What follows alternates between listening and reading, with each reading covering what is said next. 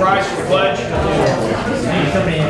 I pledge allegiance to the flag of the United States of America and to the republic for which it stands, one nation, under God, indivisible, with liberty and justice for all.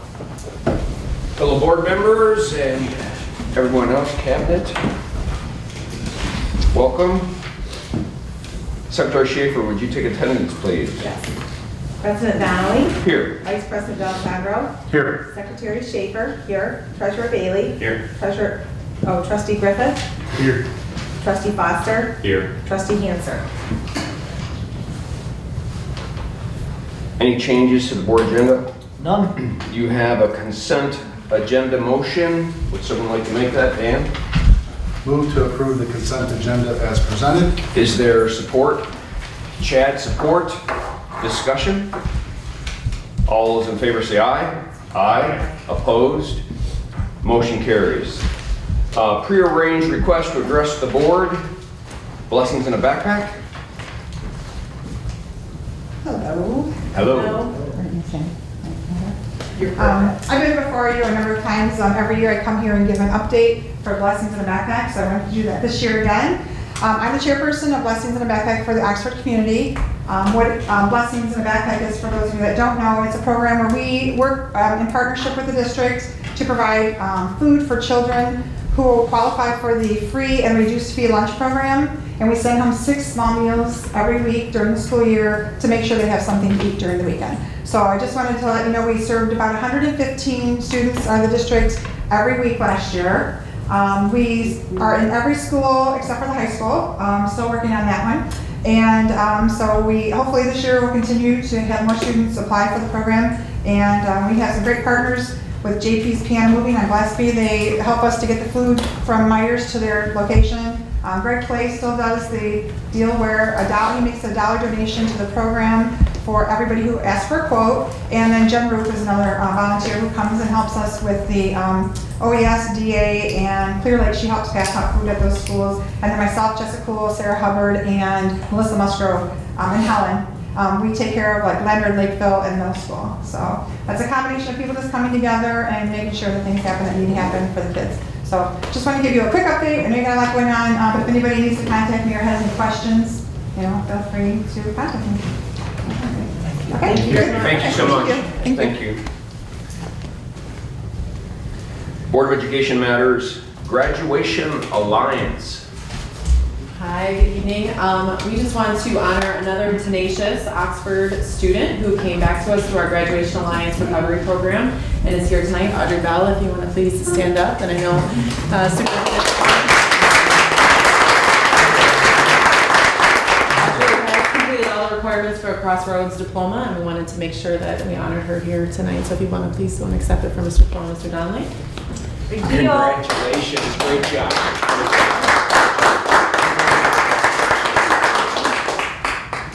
Awesome. Once a Wildcat, always a Wildcat, so thank you.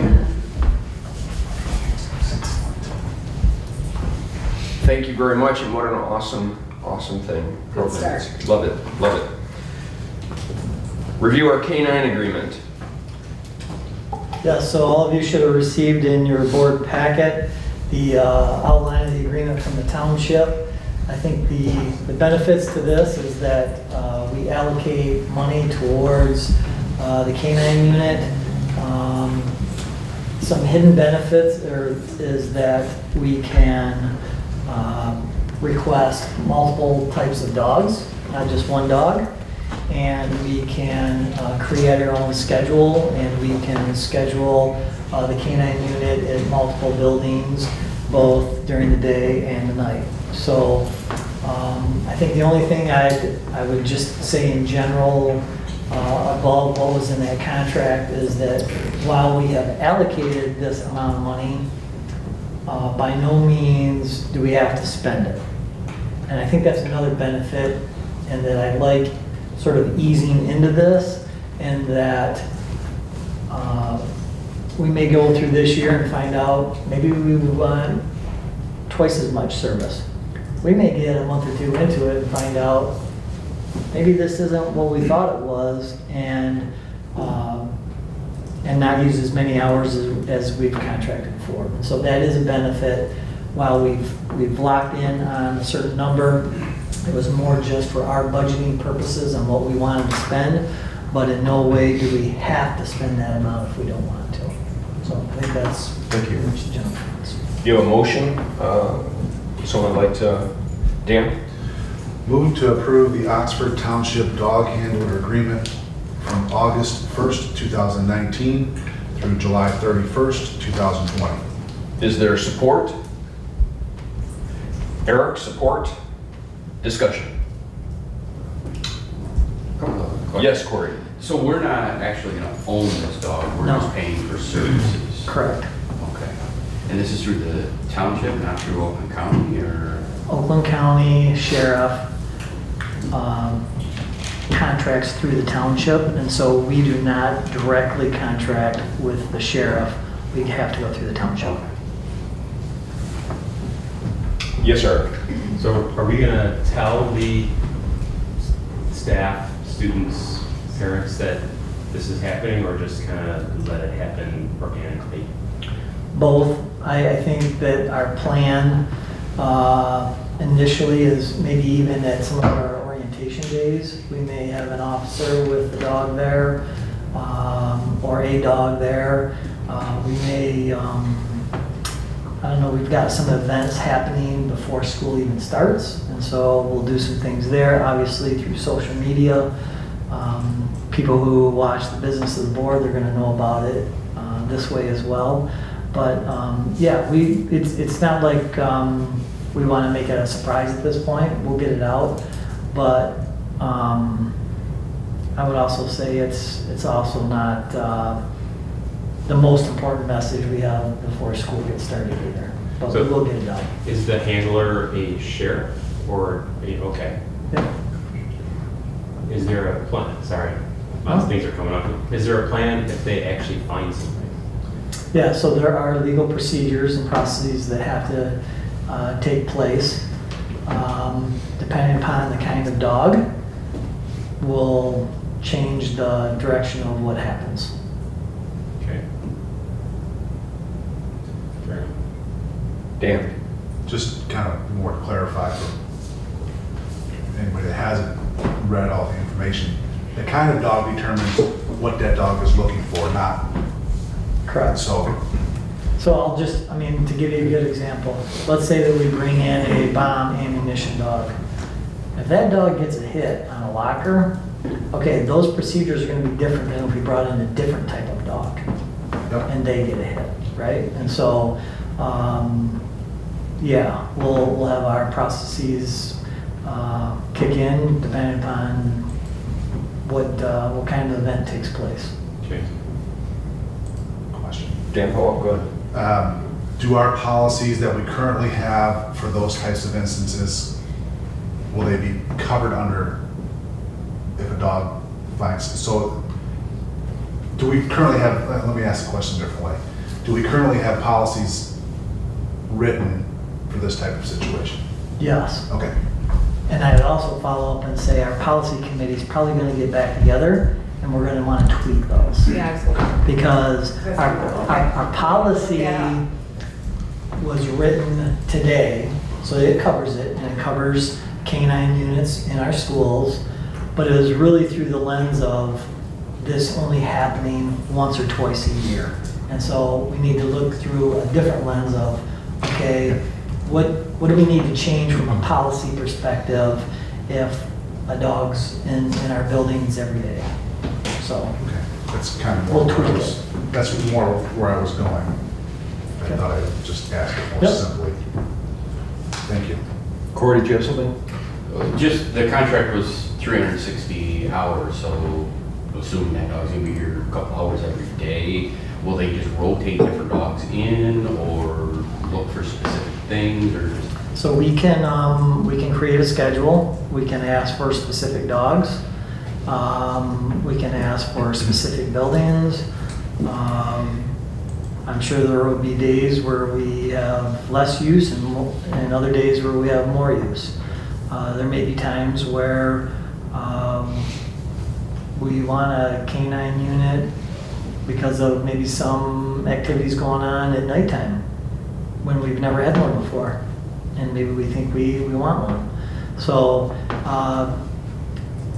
yeah, it gives us enough latitude to where we can just apply the hours however we think best. Yes. So, just in my mind, I was just making a poor assumption, I think. So, what you just said, it sounds like this is district-wide, right? We're not Correct. talking high school, right? Correct. Okay. Do I think primarily at the high school? Sure. Yes, but do we want to introduce K-9 unit to our elementary schools? Absolutely. Are there times where we want to use it at our middle school? Absolutely. Primarily, yeah, high school. Yes. And a reminder that the 360 hours isn't up to. It doesn't. We're not mandated to use all 360 hours. So we can regulate that and use that as we choose. And I love this program, by the way. Versus owning it, to have the trainer who is also the officer who has to go through his own policies and procedures as soon as he runs into something is really comforting. Because he will dictate in every respect what goes on next with his training. Okay. You know what I mean? Yeah. So, I'm not going to nitpick the word. But basically, so what I'm hearing though is that we're really just paying, I think it's $70 an hour. Yes. Is really what it comes down to. So it's just, Mhm. okay. Yep. Okay. Quick Yes, sir. follow-up. Are there other districts doing this? I'm guessing there probably are somewhere, maybe. I'm sure there are. I don't know of any other in Oakland County at this point. Okay. So I ask that because I like to learn from other people's mistakes. And if there are other districts doing something like this, it might be a good opportunity to connect with them and get some lessons learned of failures they've had. So we don't repeat their same problems. Just a suggestion. Okay. Any other comments? All right, the motion is before us. All those in favor say aye. Aye. Opposed? Motion carries.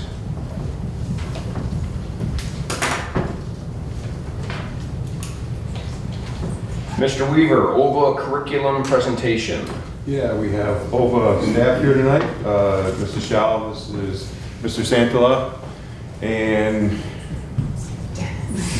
Jordan Dennis, sorry, we went blank there for a minute. I knew it was Jordan, but then went blank. Are here to present the new OVA curriculum, so I'm going to take it up.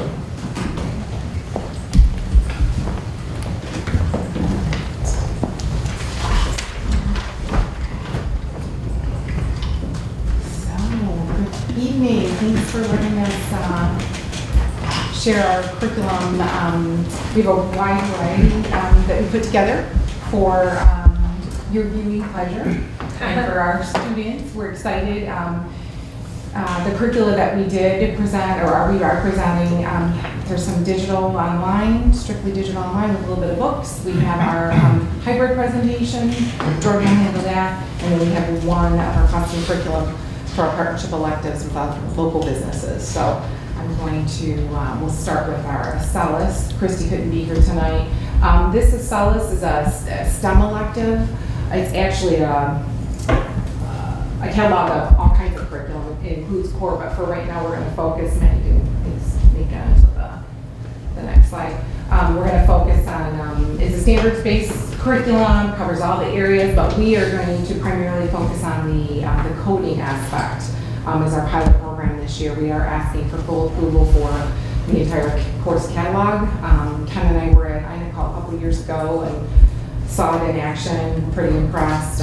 But this STEM initiative begins, it's the grade 3 through high school, into high school 9th, 10th grade coding program, and they have robots and things like that. So pretty excited about that. We know that students, they'll be able to access it all throughout the district and in our shared time program. There's a lot of interest for this. The first 6 years, it will focus on STEM instruction, starting with coding in the 3rd grade, and then added complexity each year.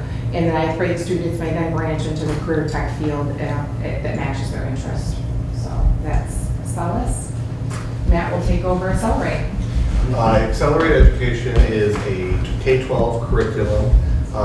Some of the things that we really like about it, it was started by the person who kind of started to develop the K-12 program. You might have heard the commercials online, but he kind of left the company, developed his own curriculum. Some of the things that I really like about it is that with the curriculum, the books that come along with the curriculum, and I have some that I left in my backpack that I can pass around, that they go right along with the curriculum. Where some of our other vendors, the curriculum is supplemental, so you might have a Pearson book, but it wasn't necessarily written to go right along with that program. So as they go through each one of the days, there actually has lessons that go right along with it. So that's really nice.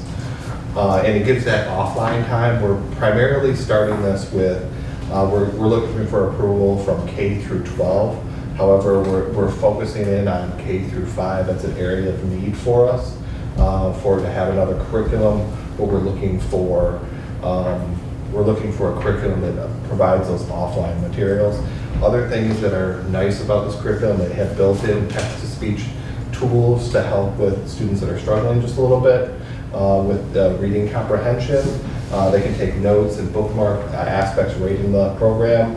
And then there's audio and text translation tools for other languages if we look into moving that way later on in the future. Just a picture of the course catalog. They have a very robust course catalog of over 100 courses. And those were in your board packet.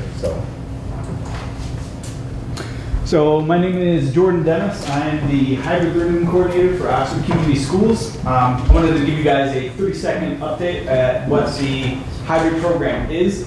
It is Oxford Community Schools' blended learning initiative where we allow kids to take some of the online instruction that they may get from OVA and blend it with a synchronous in-seat classroom experience with their peers so they can kind of get the best of both worlds. Last year, the 2018-2019 school year was the first year that we launched this program. It started with 254 full-time students who primarily came from part-time in the homeschooling community in the local area.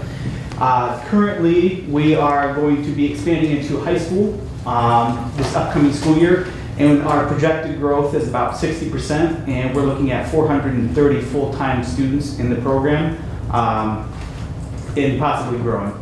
So, with that being said, as we expand into high school, we need high school math curriculum. It's currently a K-8 program right now, but we are going to offer 9th and 10th grade in this upcoming year. So we already have Saxon Math approved and Matthew C approved from last year, but we did that all the way up to algebra.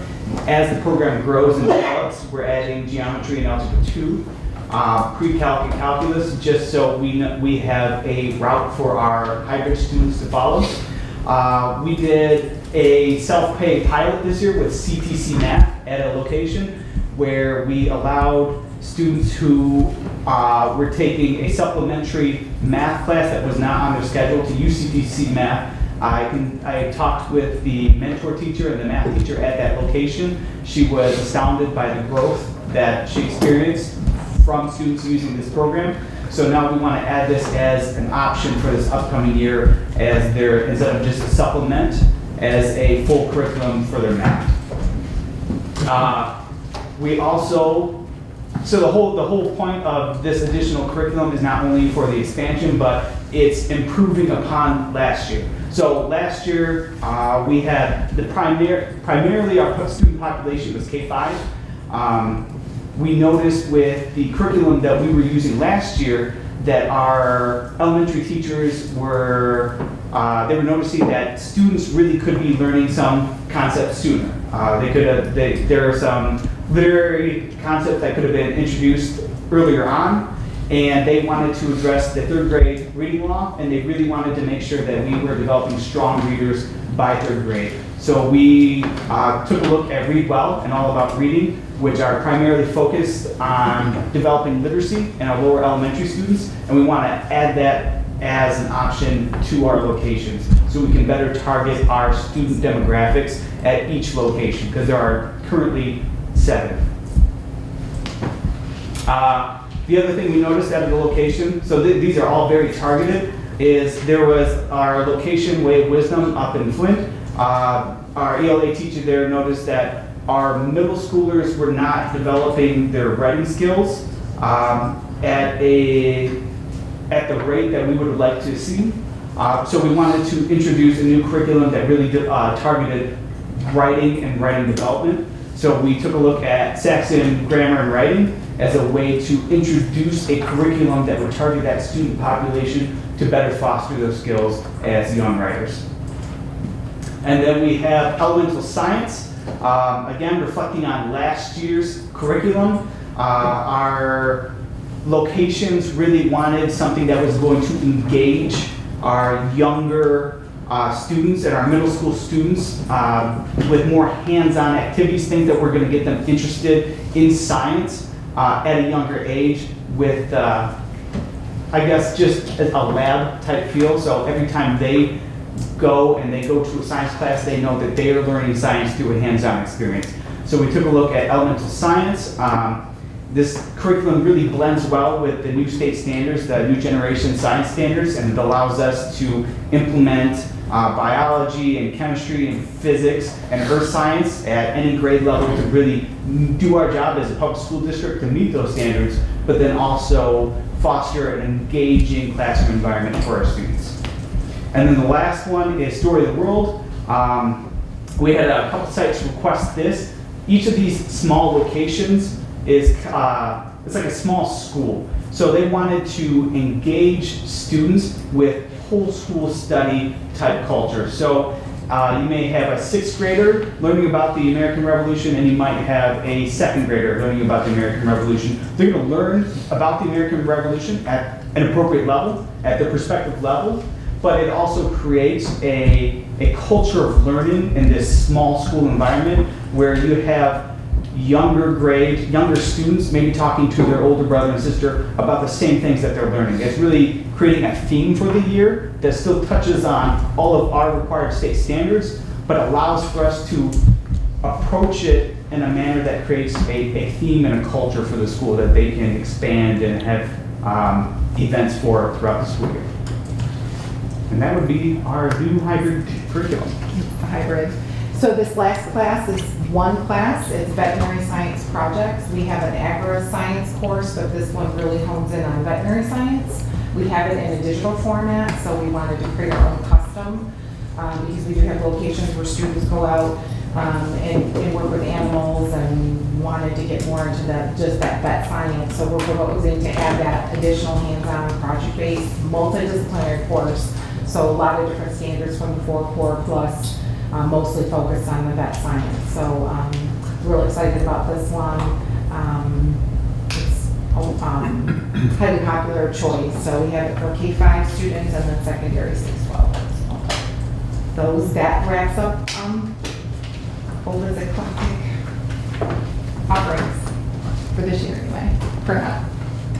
Any questions? Just curious for the veterinary science program, so what happens at the end of 12 years? Is there some kind of certificate? Are they qualified to do something? Is it just a...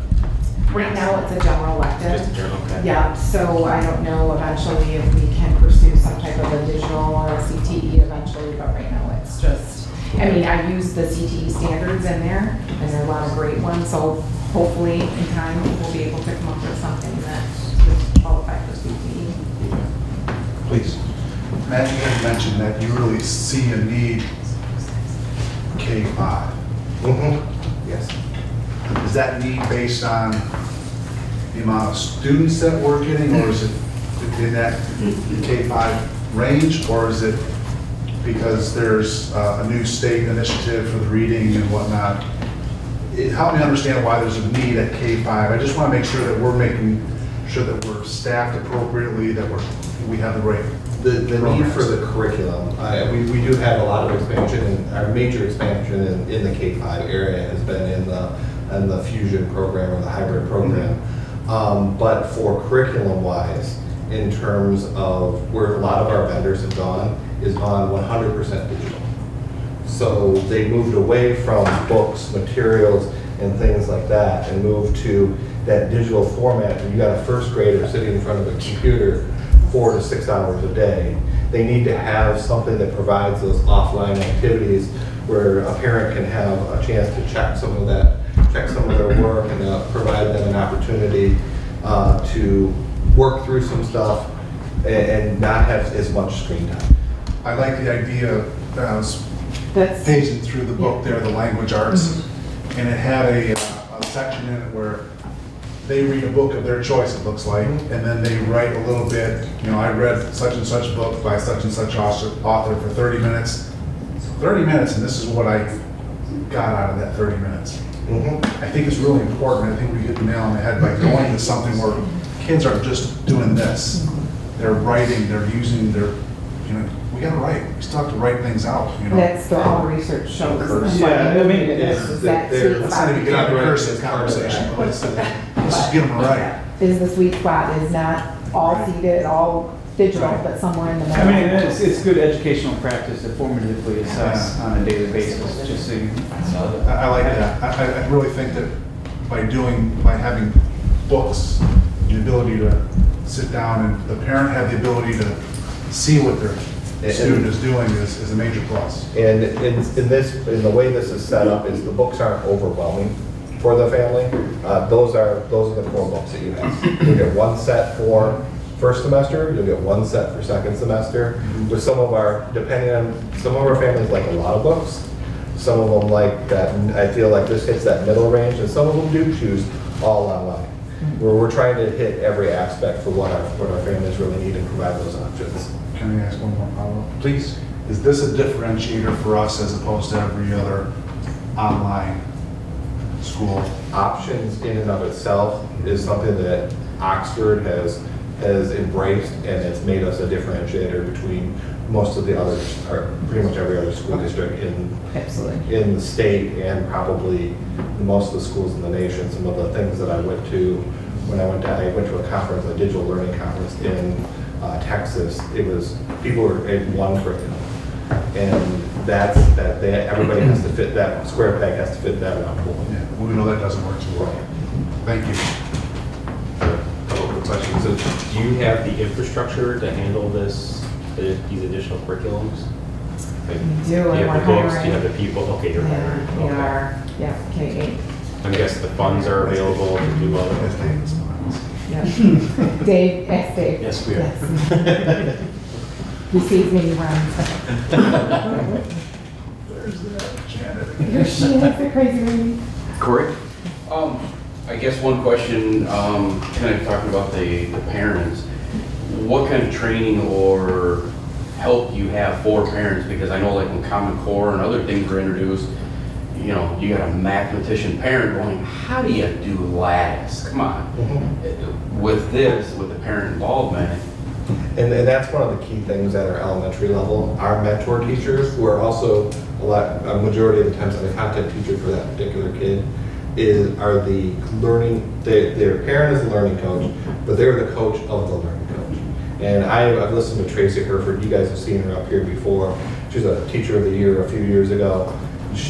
I've listened to conversations where she has coaching conversations with parents on how to teach fractions, how to teach math. I haven't heard the lattice conversation, but she has had some exceptional conversations to get parents to understand what they need to do in order to engage their student in their learning and break it down into small enough parts and create this structure too. In creating a school day. Some of these parents who decide that they might have wanted to homeschool, but really what they want to do is school at home. But they couldn't do homeschooling by themselves. They need to have what Oxford offers to prepare them to do what help their kids learn. Big part of their job. for mentors is interventions and basically a teacher consultant to the parents, so they've heard of it, yeah. Anything else? How many of the 430? In the hybrid program, 430. Okay, how many of those are high school? Any yet? Yeah, so this upcoming fall will be the launch of our high school program. We started K-8, mostly due to capacity and interest. Primarily in the hybrid program, it draws in a lot of elementary because younger students, they don't want it fully online, they want that classroom environment, they want peers and that interaction. Do you know how So many high school? for the high school, currently, we're predicting somewhere around 35 in our current locations. However, that could go up to 70 as we add new locations, potentially 75. Because we're currently in talks with another location about adding a hybrid program at that site. Okay. Thank you. Anything else? I was gonna save this for my closing, but you might be gone.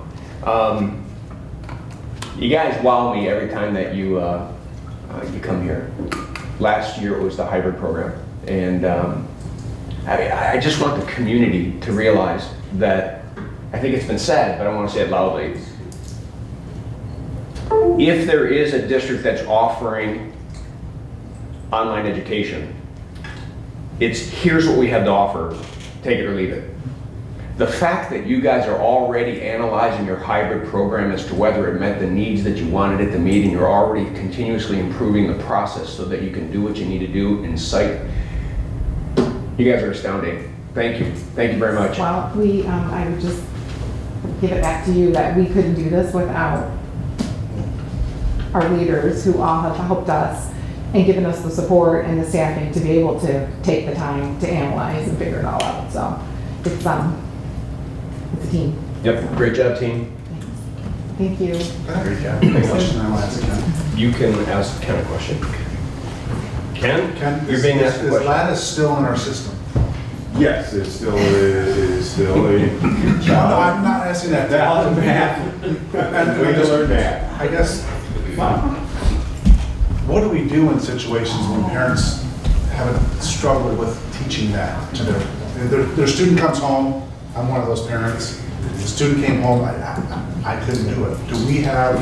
Yeah, when the Common Core came out originally and stuff, and it had, first of all, the math, those other alternative avenues to learn math, they are all research-based, they are all proven that they work with kids who don't just get math. Right. And the problem you have, because I faced an angry, I don't want to say mob, but when we went to the Common Core the first time, I was the middle school principal, brand new, walked into a situation, we had a new math curriculum that I inherited, and had a room full of about 120.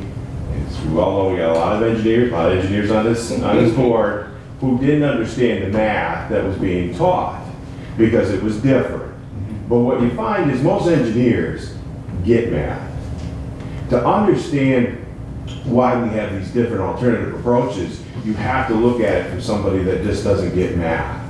And that's where the separation occurs. And what happens is these other alternatives are used to help kids understand why they're doing the concept. A lot of kids, especially even those that can look at it, and this goes for engineers as well too, and there's been a lot of research on that, they can plug and chug, and they can put in and use the formulas, but they don't know why they're doing it.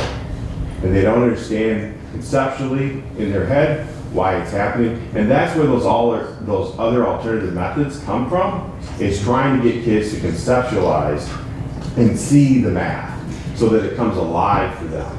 Now, do they always all work exactly? No, just like a lot of strategies, the lattice opportunity may work for you, but there may be something else that works for somebody else. And it's trying to give the kids more tools in their toolbox. But when they first came up with the Common Core, it caught everybody by surprise with the emphasis placed on these alternative methods that the textbooks were not caught up. I mean, it wasn't until, because when you have those major revisions like that, it takes textbook companies probably 3, 4, 5 years to catch up. And so the textbook companies did not have, many times they had like the student resource, like that's what happened to us at the middle school, was we had the student resource, but we didn't have a parent resource. That's And this, where I was going with and that. the student resource really made kids think about math and to understand it conceptually. And our math scores did go up because of that math program, and I'm quite convinced. But we ended up not continuing with that program after a while because of the pushback with the parents and not having those parent support pieces. There was no parent portal to go to. There wasn't that, like you see now with what OVA presents and stuff. This was 14 years ago or 12 years ago. There wasn't those type of supports there, and that's what blew all of that up. And you still see that today when you go online, you see people complaining, and sometimes rightly so, because it really isn't explained. But all of those methods are just alternatives to get to the end result. They're not meant, there's still the old methods that you use, that I learned, you learned, still valid, still taught, still stressed today. But what we do is teach kids all the other methods to get to that same result, so that they have more tools in their tool bags, and hopefully they can visualize the maths and have a better grasp of the concepts. So that's where that all that goes from. Because yes, it is still No, I just see there's a big frustration from parents. It's Oh, it is. It is. It literally made me cry. Right along with my son. It was horrible. And it's usually engineers and people that have the most experience. So imagine standing there for all these people trying to convince them that in the end, your child will be better for it in the end, even though, and a lot of them were mad because they didn't understand it themselves. And their kids look at it and going, Dad, you're an engineer and you don't get this? And so, I mean, they've gotten a lot better at explaining, and now there's resources like our K-5 math materials and 6-12 math materials come with a whole parent portal, a parent piece that helps support all of that as well too. So they've tried to bring the parents along, and that was the problem. You had a whole generation of parents that never learned that way. Right. And then you were going home and having the kids ask, and they didn't know how. So, Baptism by fire. yes, it was for a lot of people. Continuing with curriculum and instruction, we have our Bridges presentation. Yeah, Bridges is here to discuss their alternative to their present bell schedule. It's going to be a little bit different. So, Mrs. Van Loosen, you want to take it away and introduce your partner? Thank you for having us, and thank you for allowing us to present our proposal to possibly change our start time for this coming fall. This is Mallory Malloy, who is our social studies teacher, and she has offered to come in to help present this evening. Mallory, if you'd like to start just kind of how we got to where we are. Yeah. So when we first started at Bridges back in 2013, our kids started at 8:20 a.m. And starting at 8:20 a.m. with first hour, we had almost 100% attendance, I think, for that very first year. The second year, 14-15, we changed it to the 7:26 start time to match up with the middle school. That way our kids weren't riding the bus for another hour-ish or so. And we noticed attendance start to drop considerably. Last year, we had probably the worst attendance for first hour that we've had yet. Yes. Almost to the point where, I mean, not almost to the point, to the point where it affected how many kids were passing first hour by a long shot. And so that's kind of where we are coming from at this, is we are proposing starting at 8 a.m. instead of at 7:26, so that we can give kids that time to come in, provide some intervention between that 7:26 time and that 8 a.m. time if they need it. If they don't, then to take advantage of the 8 a.m. start time, similar to what we had prior. So Aletha, I'll let you take over for this. So when we first started, myself and Mallory, the students started at 8:20 because of transportation.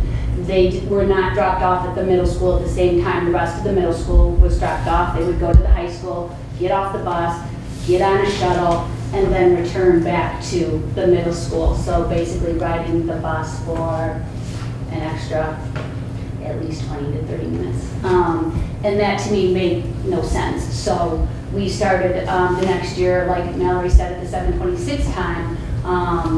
And I looked at some data today, and there was a significant difference between that first and second year. If you look at like how many kids were absent tardy, which is 15 minutes late to class, or absent first hour, it was 56% our first year, and then it went to 82% first hour. And like Mallory said, it's not gotten any better, and this year it's 95% attendance issues with first hour. And when we compared that to second hour attendance was considerably better. So it's obviously that issue of starting early, which, as we all know, the research shows with adolescent students that early start time is not conducive for their own internal schedule. So there's two goals that we were looking at. One is, of course, to improve attendance.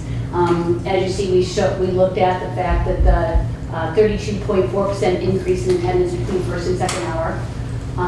We also saw that kids in first hour need considerably more intervention, and part of that is because they're late to class or they've missed class altogether. And then providing an incentive. We're looking at what is a good way to get kids to school on time, and hopefully this can provide some kind of incentive to maintain work completion and keep their grades up in the first hour class. Secondly is to increase intervention. So as I presented to you last fall, our student academic success program, which was an intervention program we implemented during our school day. So any student that had an online course hour also was provided intervention to be able to keep up in their seated class. So we saw a huge increase in our seated class success. 96% of our students passed all 6 classes second semester. That's a first, all 6 classes, 96%.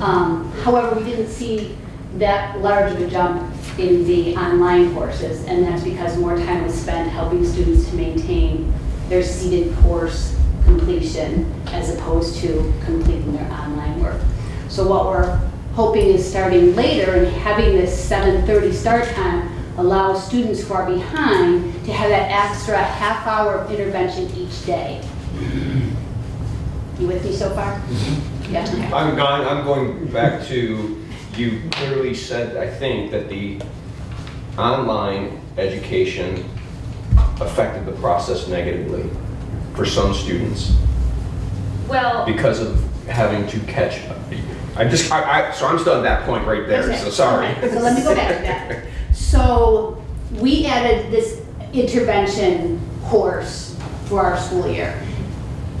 It was actually renaming online class, right? Because all of our 10th graders come in because they're behind. They've gotten behind in 9th grade.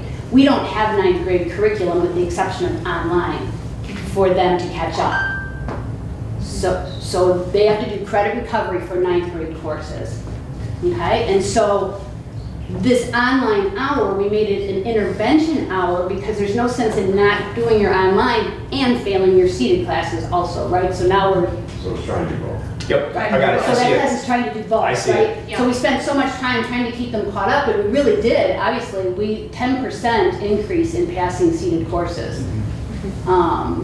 So we really did meet that goal. We just need to meet both of them. And all the kids have the online class, all of them.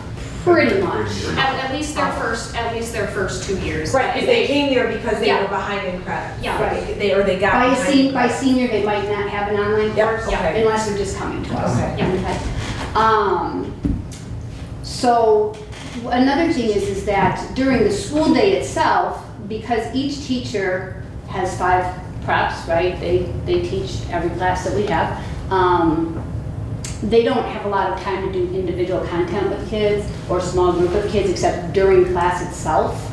And so this half hour in the morning also provides students who need that extra help to keep caught up in content.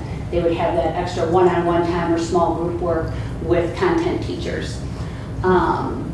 We have, excitingly, a lot of students attending OTAC this fall. And so that's going to provide them an opportunity to make sure they are caught up on what they need to do so they're successful at OTEP and with us. It also increases our opportunity for building. So another point of student academic success was to help build some essential skills for students. Organizational, critical thinking, problem solving, but we really didn't have time to do a lot of that. And so this provides that opportunity also. And to make contact with parents, to do Naviance and maybe administer, if we are doing the NWEA, maybe being able to do that. because what it doesn't change is those 10th grade kids that still ride the bus in, they will still be there unless they have another ride. They'll still be there at 7:30. But those are the kids that need the most intervention, so it works perfect. Our kids that don't need as much intervention are the ones that have been with us and have started to focus on graduating from high school. So this really focuses on those 10th grade students for us, and giving them what they need so that they become successful also. Yep, I would also say a benefit of starting later versus just having the SAS class for intervention purposes is, as a teacher, we have 1 prep hour, as all teachers do, but you can only work with a kid one-on-one if they also have their SAS class when you have your prep hour.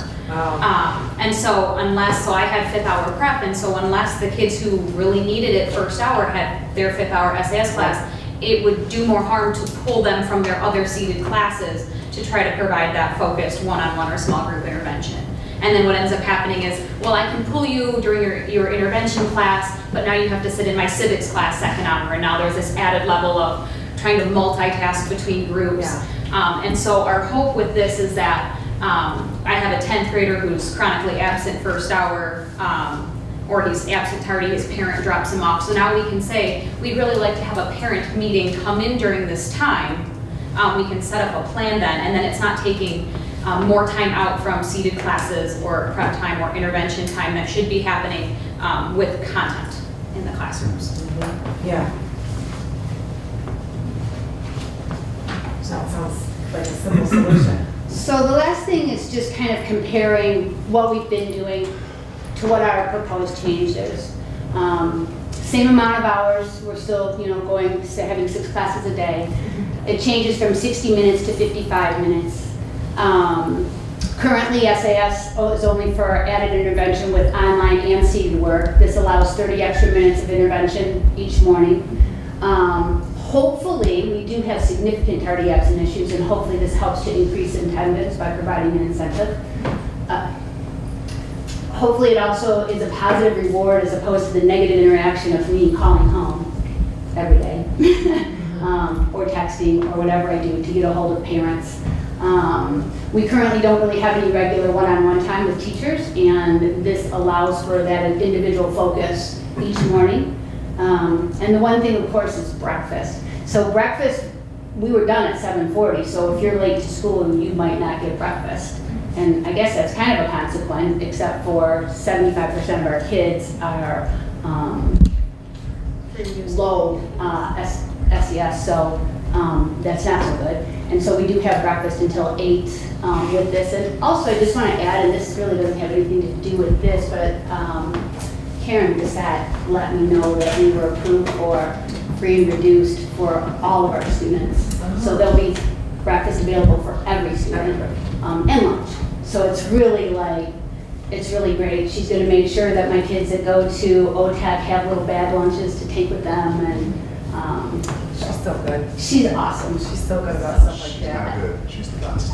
She is. She is. So that allows us also, so we talked about, her and I have already talked about how we could do that breakfast until 8 a.m. to make sure that my kids that are coming for class at 8 still have an opportunity to have breakfast.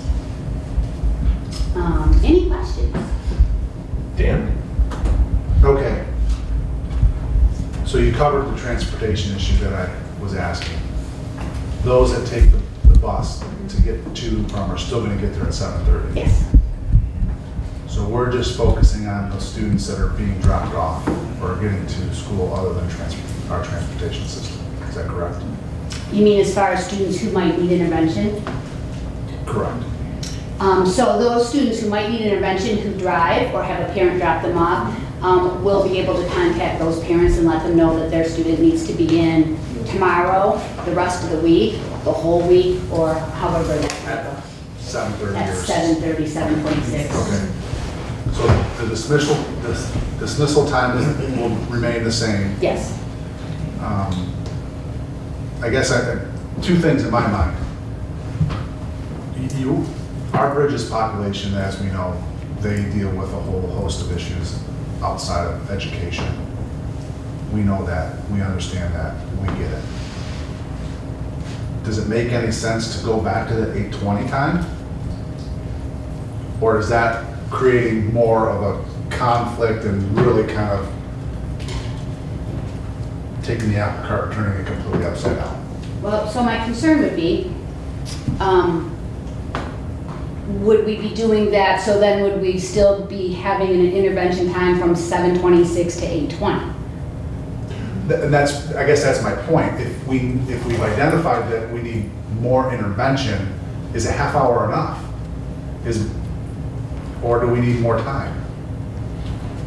Does that, I guess that's something I would like you all to think about and say, if we're gonna move it to 8, does it make sense to move it to 8:30 if we identified that we need more intervention? Because that's really the end result here for us, is to get them to where they need to be. And if that's an extra half hour, then it's an extra half hour. So I think this is a good start. Right. No, I'm not saying let's change it, I'm just food for Something to thought. monitor. Yep. Right, and adding another 15 minutes might be beneficial. And we'll see how this year goes or first semester goes and go from there with it. All right. I appreciate that though. Chad, did you have something? Not anymore. All right. That's my fun. Anyone else? Sorry, right here. Eric. Yes, sir. Just so I'm clear, this intervention time is optional? Yes or no? No, No, okay. it would not be optional for those students that need it. Okay, so what if I'm a student who kind of needs it but doesn't really like, can I still benefit from it? Can I still come and use it? Well, you cannot, yeah, I mean, it's not like, oh, you can't come. Do not come to school at 7:30. I just see a population of kids who, some of them really struggle and need the extra help. Some of them are just kind of doing okay and getting along, but maybe all of them can use that extra time. Correct. So We would make it mandatory only for those students who were behind in what they needed to complete. Okay. So And Eric- those students who wanted to come for extra help would be, of course, more than welcome to do Okay. that. The beauty of this is they're modifying their time so that they have it for everyone if necessary, and they're not having to squeeze it into other things and sacrifice, which I think is a tremendous move. And I'd like to add, I don't know if you are aware, but the state of Michigan allows for us to, with programming that is assisting students, they allow for us to reduce the amount of hours required. In fact, they allow you to reduce it quite significantly. And they also allow you to reduce the number of days for programming if you're For voluntary. trying to do some things to intervene with at-risk populations. So I would be doing a waiver to the state of Michigan to request that reduction in hours. Yes, it also gives a chance for a positive incentive, and that was huge, was for the kids, when we had talked, and we've been talking quite a bit and coming up with ideas, it gives the kids that are doing okay and are keeping their head, because that's usually, I think, what they've seen and what they've conveyed to me is that the kids come over there, they've gotten themselves in such a habit of not working, that all of a sudden, then all of a sudden it starts to finally start kicking in, and now this is a reward for them. They can start a little bit later, and it helps incentivize them. It's kind of like the exam incentive at the high school in that regard, and not to open that can of worms, but kind of like that in that regard, and trying to encourage positive behavior versus trying to slap them on the wrist or chase them around and stuff like that, which with these children, all the research shows that it really doesn't work well. They can withstand any negative consequence you give them. And positive consequences are much more of an incentive for them. Just effective overall. I would like us to keep this model that you're proposing with maybe a little bit later start time. I would hate for us to say, you know what, you're at Bridges and we're going to reduce the amount of education that we're providing to you because the state allows us to. I think you've done a tremendous job at this point of getting kids to where they need to be to get them to graduate. I don't want to pull back because we can. Make it as rigorous as we possibly can for them, because that's what the world's going to be. The world's not going to be, well, you went to Bridges, you can come to work at 9 o'clock instead of 8:30. That doesn't happen. What we're providing for them is a rigorous setting for their skill level. That's why we have bridges, because we know there's a big need, and I don't want to take that away. So, If I could jump in on that real quick. When we were proposing this, we didn't want our rigor or just reducing the amount of time because they're like alt ed kids. So we did a lot of research, and one of the things we kept coming across is that instructional hours for kids that are your average to top performing students, they learn best with a quick review and then moving on. So those instructional hours would be used for new content.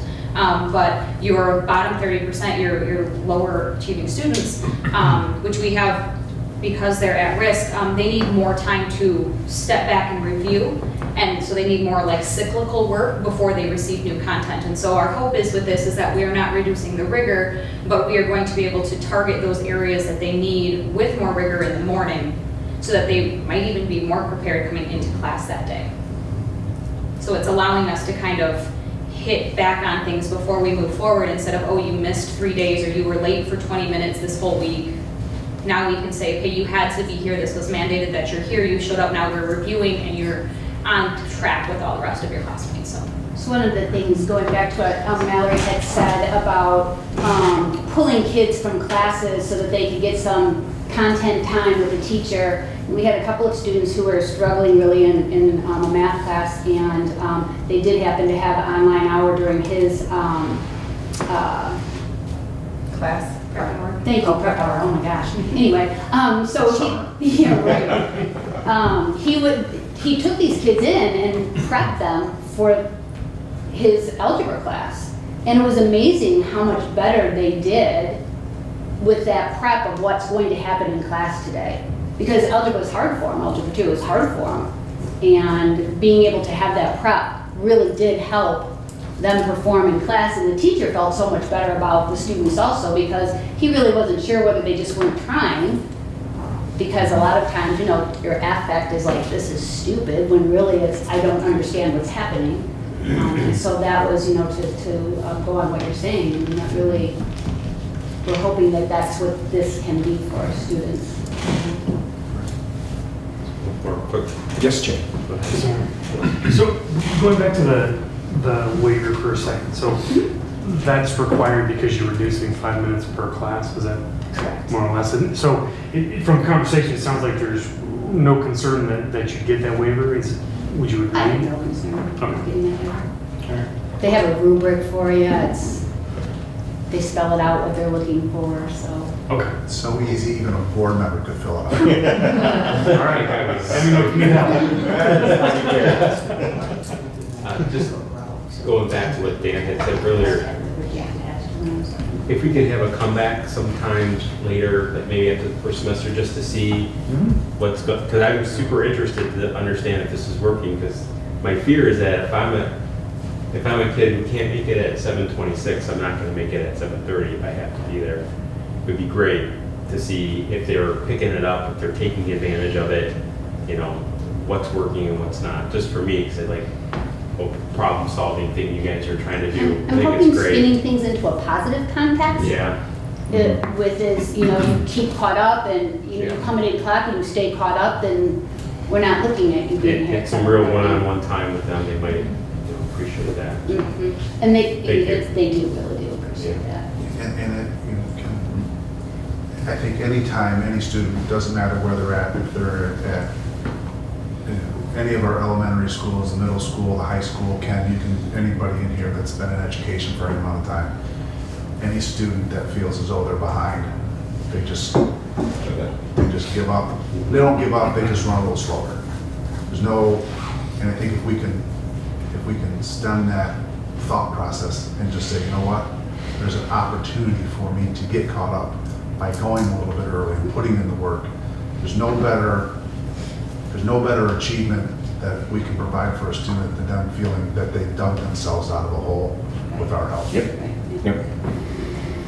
Yeah, I would agree. It's a brilliant adjustment, and it's a life adjustment. Yep. When something's messed up, what you do is you get up early the next day, you hit it, you adjust it's a brilliant adjustment. And wanting to bring all my closing comments into the meeting, you guys are one of the reasons why I am so proud to be a member of the board. And I grew up, if you didn't get through school, you just didn't get through school.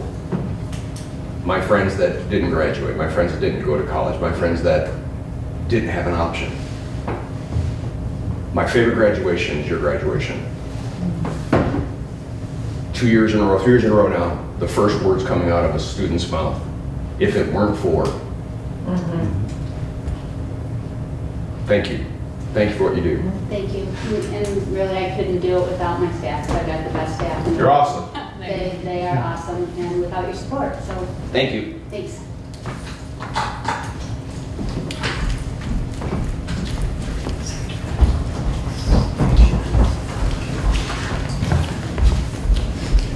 Mr. Barna, Good evening. how are you? I'm well. How are you? Good. It's good to see you a little more casual today. Thank you. I was trying. You know, then I saw Ken. And I'm like, maybe I should go home and get tired.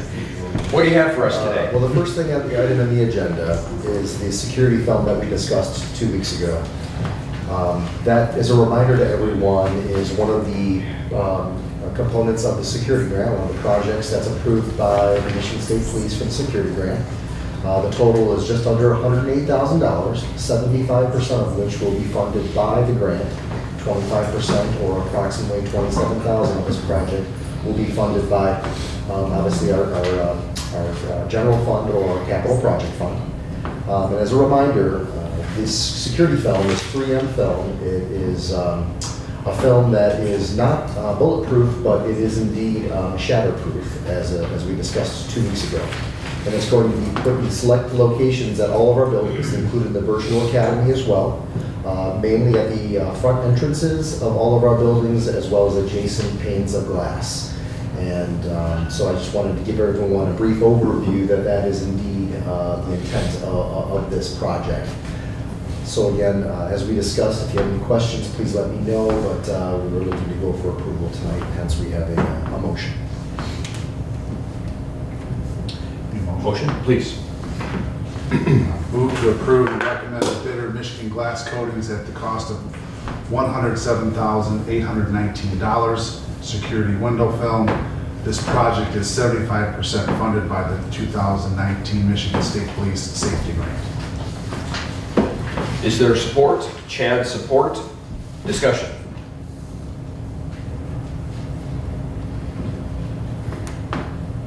Sam, I have a question. Yes.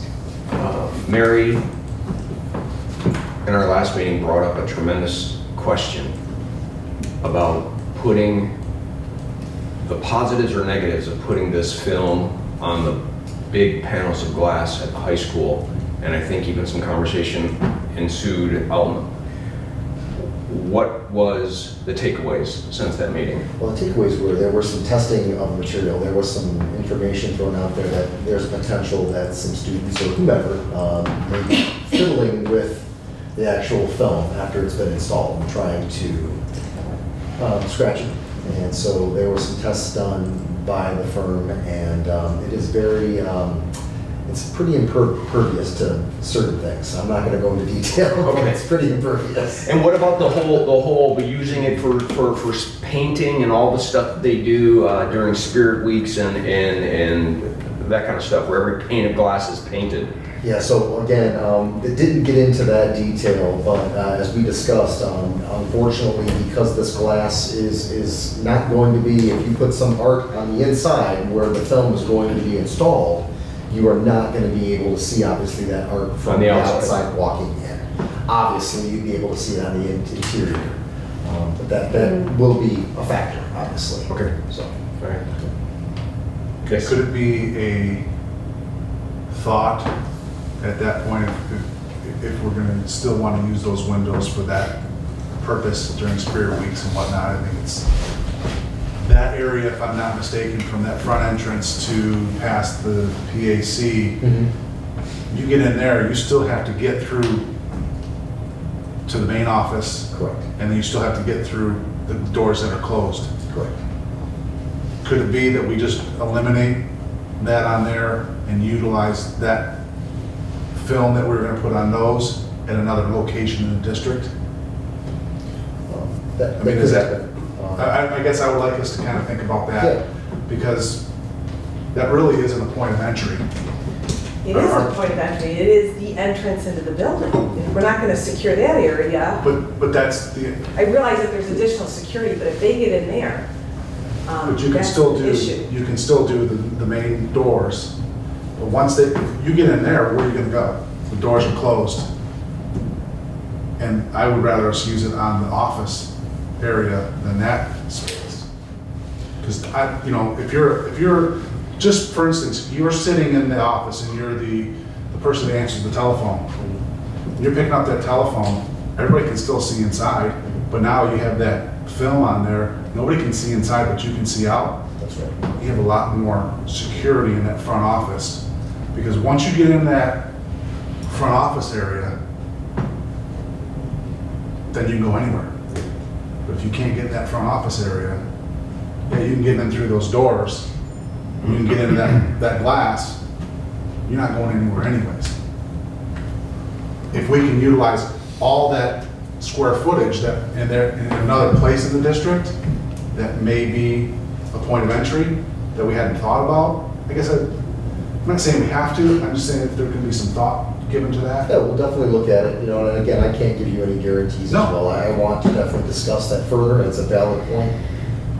It's just, again, when we had, the walkthrough with the firm as well, that was an area that we thought was the most beneficial to have this on there, obviously. There's also benefits as well of not being able to be in an exterior, someone coming from the outside and seeing in, and so maybe, even though this shouldn't be happening, students letting other students inside without buzzing, as an example. Having this film on the outside and being reflective, the individual on the outside will have no idea if someone's waiting for them on the inside to prop the door open. So there's some benefits that we also have to think about on the flip side as well. So, but to make a long story, not to belabor it, we definitely will continue the conversation, look at it. We're not going to be, pursuing this project in the next few weeks. We're going to be, this is going to take a few months until we get to do this installation. So there's some time there. Okay, so I grant you that we will be looking at this in more detail, specifically at the high school. Okay. Thank you. Thank you. Any other questions? Good. All those in favor say aye. Aye. Opposed? Motion carries.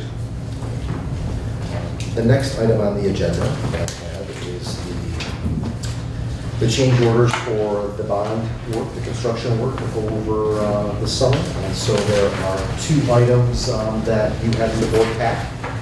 And actually, we invited Jade in case there was any specific questions that I couldn't answer. So Jade is obviously our project manager here. But in totality, you see that one change order is in excess of $32,500. And that really is related to basically the temperature controls for 40 existing reheat coils they call them, which are then basically hooked up to 7 air handling units at the high school. So that in totality is, like I said, a little over $32,000 of the change order. In addition to that, at Oxford Elementary School, there is some framing of soffits in 8 rooms and extension of soffit ductwork that is translating into a little over $27,000 for a change order, specifically at OBS. So, is there any questions? A motion?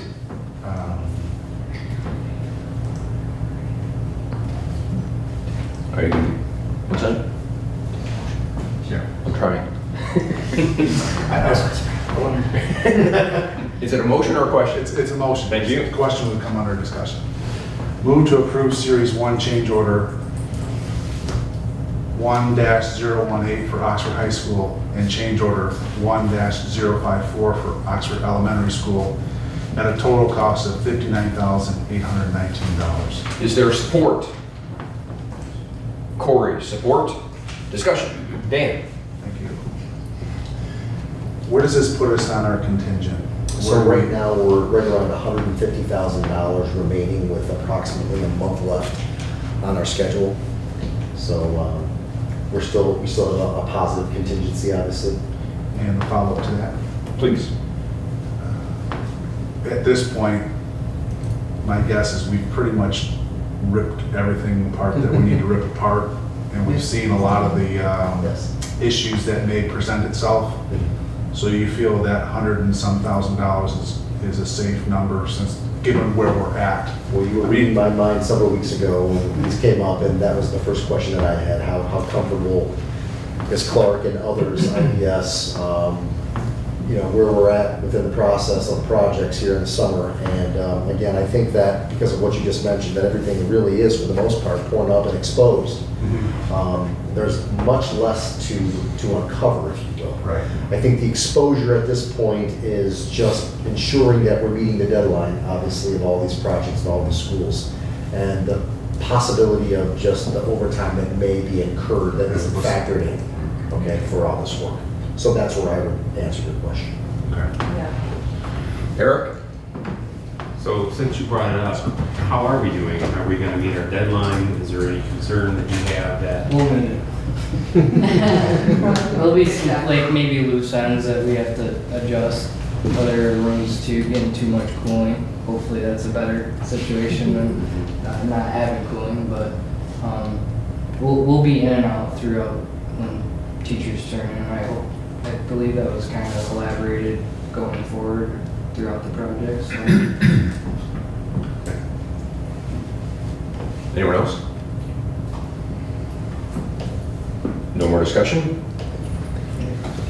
All those in favor say aye. Aye. Opposed?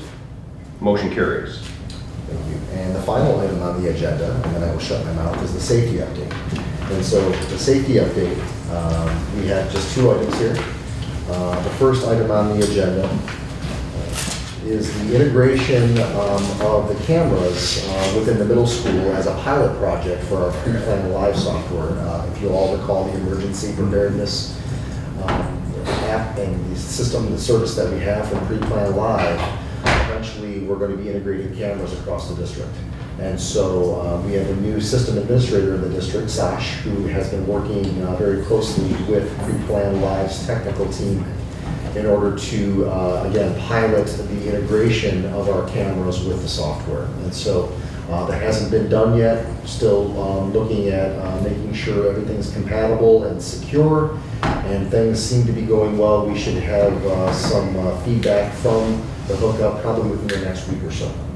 So I just wanted to give everyone an update that that is going to be happening within OMS, and then that will eventually go live should everything work out to our acceptance throughout the entire district. So when there's an issue at a building as minor as someone having, let's just say, an allergic reaction to something, and we have to call the ambulance, we could potentially, depending on the severity of the incident, not in that case, as I just gave an example, we'll be able to see the camera feed in that particular location should something occur.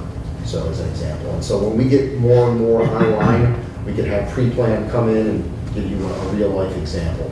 And I think that would be very beneficial. I think that several months ago, they gave you a very high level overview and an example of that. The two gentlemen that came in. That's correct, yeah, that's when we were at high school. Yeah. That's correct. So I wanted to give everyone that update.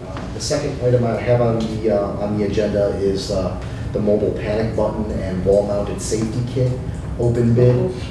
Those, again, we're going to be part of the safety grant that was approved by the Michigan State Police. That's probably the largest expenditure that the state police approved.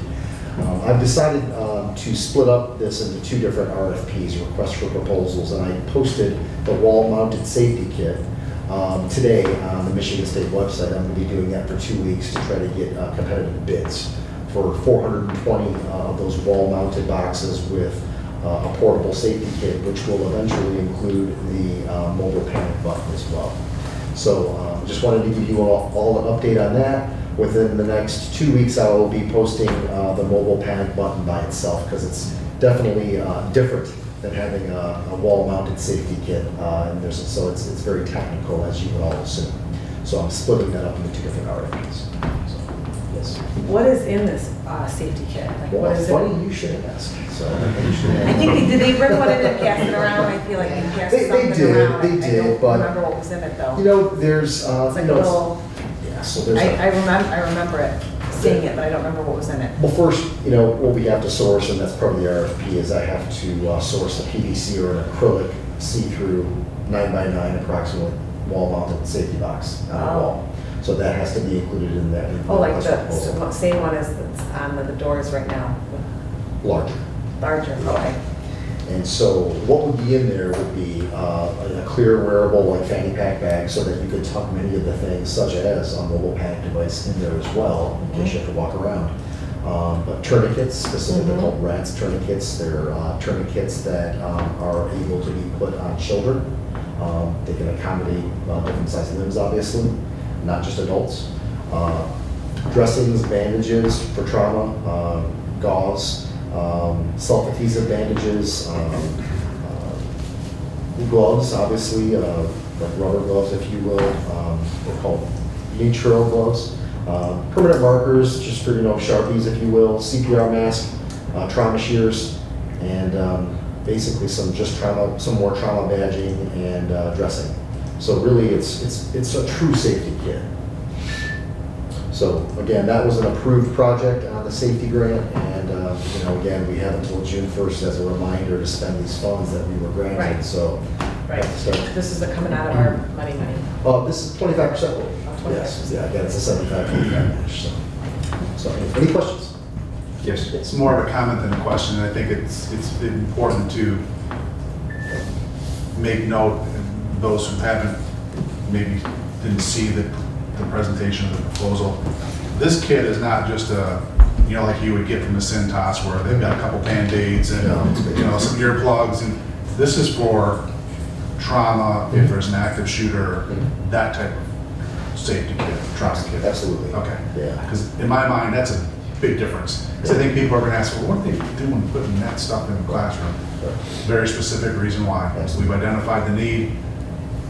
That's what we're going to do. So. And that will be where the mobile panic button will be placed as well, just to be clear. Okay. And we will have some Oxford wording on the boxes so that they are not tampered with.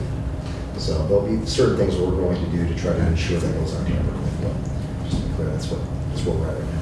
Yes. So once all these come into play, is this going to be part of like the teacher orientation, like walking them through how to use this? I mean, not everybody's comfortable doing like, nursing type stuff. Some people are very, yes. They would need to be walked through that. Absolutely, we definitely integrate that. And We don't have nurses at our schools. Okay. You're absolutely right. Some individuals act as nurses, as you're well aware. Yeah. No, I know. Elementaries as well. So, thank you. Okay. Oh, I'm sorry. Eric, real quick. So, you may not have this answer, but so when the panic button is hit, is it possible, since we're going to have cameras everywhere, is it possible for the camera system to know where that panic button is and turn the cameras on in that area? Or they're not there yet. Okay. They want to get to that point, but there's been no promises made yet because of that. But that's the 2B. They really want that to happen. Obviously, that panic button though is location specific. Right. Yeah, just as a reminder. So. Right, and if I remember the presentation that we had, that panic button gets directly to our fire department, police department. Yes. We hope in the future that gives them access with an iPad or something to cameras if they need to see inside the building. Correct. But what that is direct contact to help them. Absolutely. It's in lieu of. It's in lieu of calling the office, saying I need you to call 911. Yeah, it's boom. We are also already going to have, and this is a side note, but I'll bring it up since you're mentioning it. We have the new E911, which will be implemented soon, which is also calling from a desk and knows exactly where you're calling, what room you're calling from. Yeah. But again, you're not always going to be by a phone. Yeah. So you may need to be mobile, hence a mobile panic button. So we already have cameras in high school, right? Will this? Cameras in all buildings. Okay, so will this integrate into our current system somehow? Or use the current system and just upgrade it? That's what they're working on right now. Okay. That's what the test to the middle school, they're testing those middle school camera integration into that pre-planned live software right now. Okay, so will the board office have panic buttons as well in cameras? So, I'm okay if you don't want it. we already have cameras. Yeah. And I would think that we would have one of these stop the bleed kits here as well. I think we want them at all of our locations. Yeah, and I think you'd want a panic button here too, or several of them, just, disgruntled parents and what have you, right? Disgruntled board member. We have an internal bouncer we call Ken. Don't make me call. Yes, sir. Question, on a serious note though. So help me understand that, maybe I misunderstood what you said. So let's just say we're at the high school and in the shop, the auto shop class. Mr. Bosley picks up the panic button, hits the panic button. Do they know that that's where it's at? You are absolutely correct, yes. Okay. Yes. So now, Mr. Bosley, something catastrophic happens. He gets his mobile fanny pack, and he walks into the gym area and he hits it there.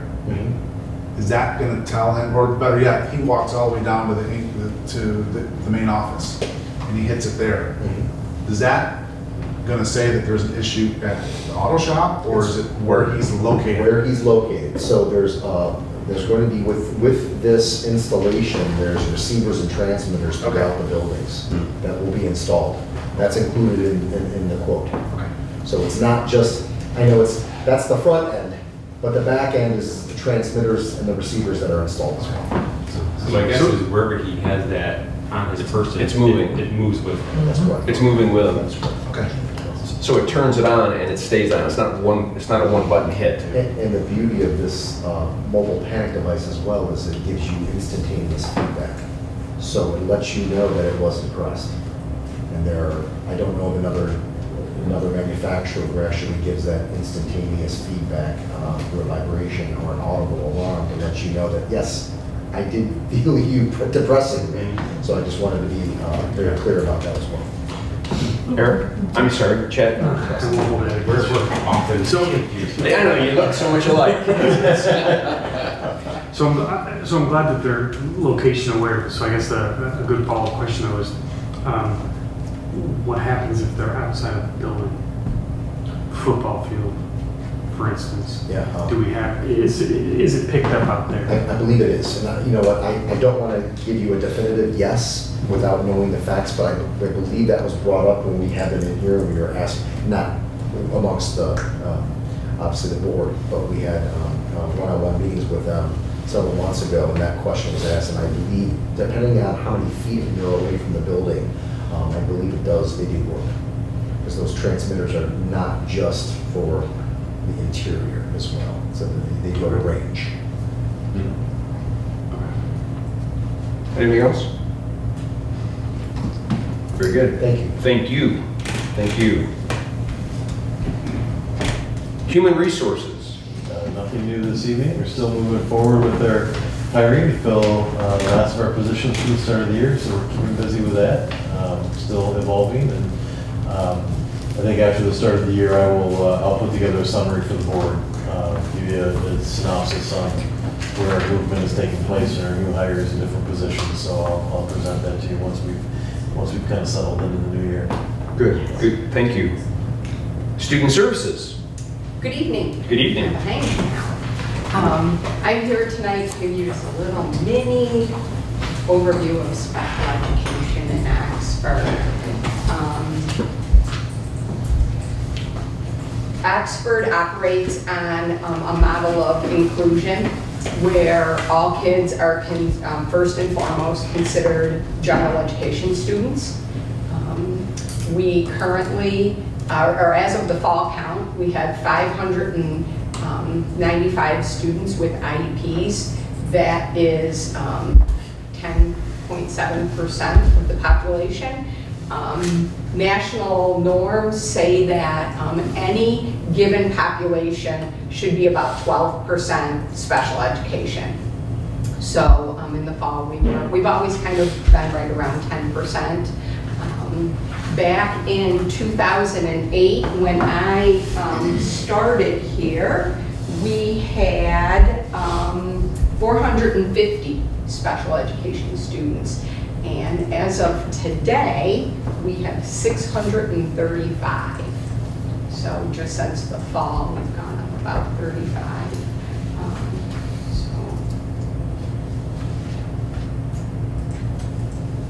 Our programs and services are, we are required to offer a full continuum of services from the least restrictive to the most restrictive. So least restrictive options that we have in the district are, for example, a student that may need speech and language. That's the only service they get. A speech therapist comes in, meets with them once a week, twice a week, providing services, maybe OT or occupational therapy or physical therapy, a teacher consultant. Those are ancillary services. Resource room students are students who receive special education less than 50% of their day. So that an example may be a student who's learning disabled, maybe has ADHD. They may go to the resource room for 1 hour a day, 3 hours a week to get additional support in reading, math, whatever their IEP has determined is a deficit for them. Then we have students that spend 50% or more of their day in special ed. To back up, our resource rooms, we have at least one resource room in every building in the district. Obviously at the high school we have many more, but every building has at least one resource room. Students that are 50% or more of their day in special ed are considered like a categorical program. At Clear Lake, the middle school and high school, we have classrooms for cognitively impaired students. Lakeville has 2 classrooms for students that are autistic. We have a baby program for birth to 3. That's a combination of home visits and classroom visits. That's at OE. Leonard has our special ed preschool program, and then we also service 18 to 26-year-olds through our LOFT program, and that's housed at the high school, but those students really don't interact. They don't take high school classes. That's just where the classroom is. And then we have separate facilities where we send students. Those are county programs, and that is programs where there's no interaction with general education peers. We send students to Lake Orion to an EI program at Pine Tree. We send students to Wing Lake. And we send students to Waterford, an EI program there. Crossroads for Youth is also considered a separate facility. The students at Crossroads spend 100% of their day in special education. All of the teachers at Crossroads are special ed. Good question. Yeah. You mentioned something and I don't think I've ever heard it. Okay. We provide services from birth to 3. We provide services. Michigan is a state that provides special education birth through 26. Okay. So, right. Yep, so we have birth to 3 programming, all the way to 26. Federal regulations are 3 to 21, and then Michigan has additional Michigan administrative rules. So in Michigan, we have to follow both. You have to follow federal and state. I misunderstood. I misheard what you said. I Okay. thought you said birth to 3. I knew we did birth to 26. Yeah. I was just trying to figure out where the birth to 3 So is. I have one teacher that does birth to 3. Okay. So we have that baby program teacher. Great, thank you. Staffing, we have 23 ancillary staff. Again, the OTs, the PTs, the teacher consultants, the psychologists, the social workers. Those are all people that are considered ancillary. We have 27 resource room teachers. Our categorical programs, 14 and a half. That half is the baby teacher.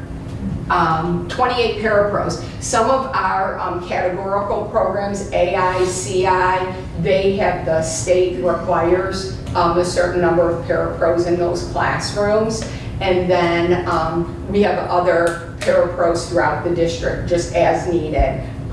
At our high school, we have parapros that support students in general ed. Our resource room teachers have parapros based on student need. And then we have 2.5 support staff, myself, and then 1.5 secretaries. Special education funding. So for the 17-18 school year, our budget was just about $9 million. You can see a breakdown. So the state foundation that we received, the SAM 7,600 or so. Will be well over 8,000 this coming dollars, right? That's 33% of my budget, and that's about $2.6 million. PA 18 is a county millage, and that is about 1.9 million. Then we get federal grants, and that is about 1 million. That little tiny blue sliver that somehow didn't get put in there, that is Medicaid. And so we can bill Medicaid for Medicaid billable services for students who are Medicaid eligible. So if I have a student that is Medicaid eligible, which a parent has to tell us that, and then a Medicaid billable services, occupational therapy, physical therapy, speech therapy, those type services, we can bill for those services. That's 1%, and that's like $100,000. It is very minimal, the amount we get for the amount of paperwork that we do for that. And then because we cannot meet the needs of the special education students with just those 4 funding sources, then the rest is subsidized by the general fund. And that is about 2.1 million. So that comes back out of the general fund. Okay, so instead of talking percentages, I'd like to talk more like clear numbers. If we get 7,362 or whatever we're at, whatever we're at. 7,800. So we get that plug from the state for these kids. And then explain to me, because I don't even really know what PA 18 is. I doubt a lot of people do. What is PA 18 and how much money is it? Okay, so that's a county-wide millage, so that money comes from Oakland County schools only. And 1.9 million is the PA 18. So we're dividing that by our 600 plus students. And then federal grants is about 1 million. I get a federal grant for 6-year-olds through 21-year-olds, and then a preschool grant. Okay. And then my Medicaid is 100,000. Okay. And that fluctuates year to year, but that's about how much that is. And then the rest comes off of out of the general fund. And that is 2.1 million. Okay. And Sam did make a lovely chart. Okay. We got skills. Yeah, so I could share in That's just the tip greater of the detail. Yeah, we could do a whole 2-hour Ken Weaver presentation just on budget. But Tim told me 4 slides. I'm no reader, but I'll do. Okay. Yes. So we know the state foundation allowance is dictated by the state. The PA 18 is dictated by the county. The other one is dictated by Medicaid. I guess how I always look at things is where can we generate additional revenue to offset some of our general fund subsidy. And it appears to me, and I could be wrong, the only way to do that is through the federal grants. Are those federal grants specific enough where we can apply for additional federal grants? No, it's Just we based, just have, it's based on need maybe? it's based on special education head count. So depending on how many special education students, you know, the federal government said back when they wrote, you know, special education laws, that this is going to be fully funded. We're going to fully fund special education through the federal government. Well, that's never happened. We're at 14%, and that's based on a head count. So it's not like a competitive grant that I'm writing to get money. So it's It not is. like the state grant that Sam wrote? that got some- Correct. It's not- like the title grants that Ken has. You're just told by the government, this is how much money you will get this year. And it's based on the number of special education students. So, So is that the amount of money that you spent in 17, 18, or the amount that you budgeted? the amount that I spent. Okay, so do you really have a budget, or do you just say, all right, Sam, I need another $400,000?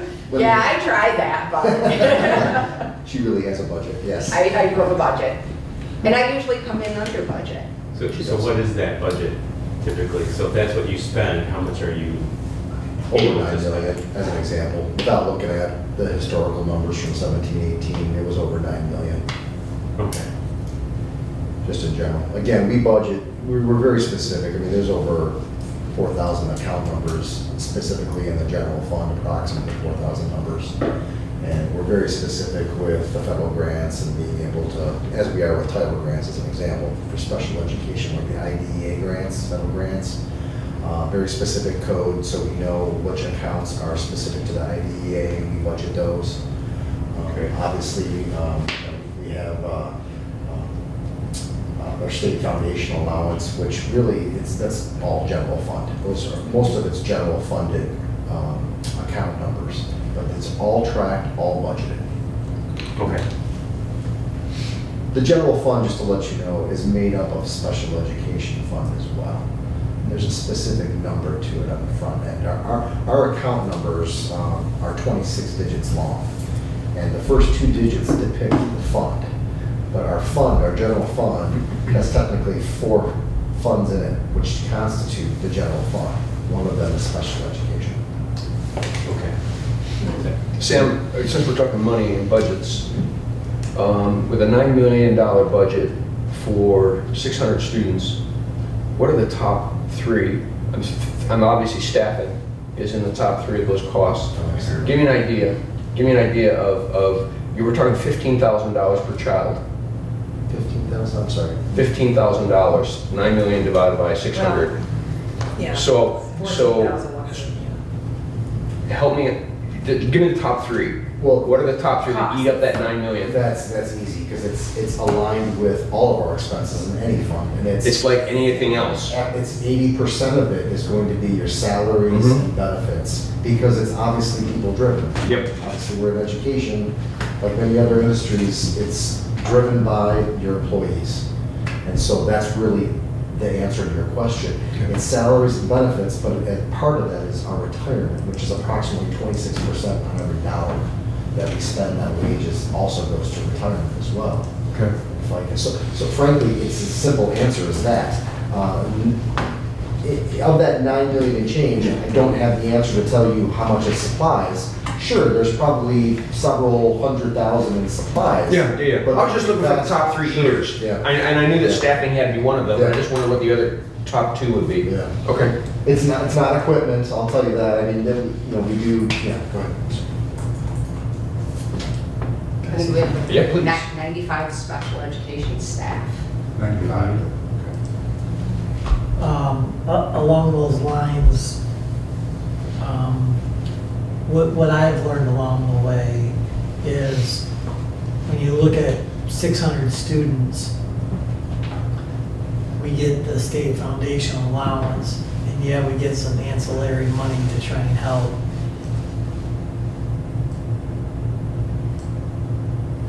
The cost for servicing these individual students may range from a few $100s to a student that cost additional services to where when we have to send a student to a specialized facility, that may cost $40,000.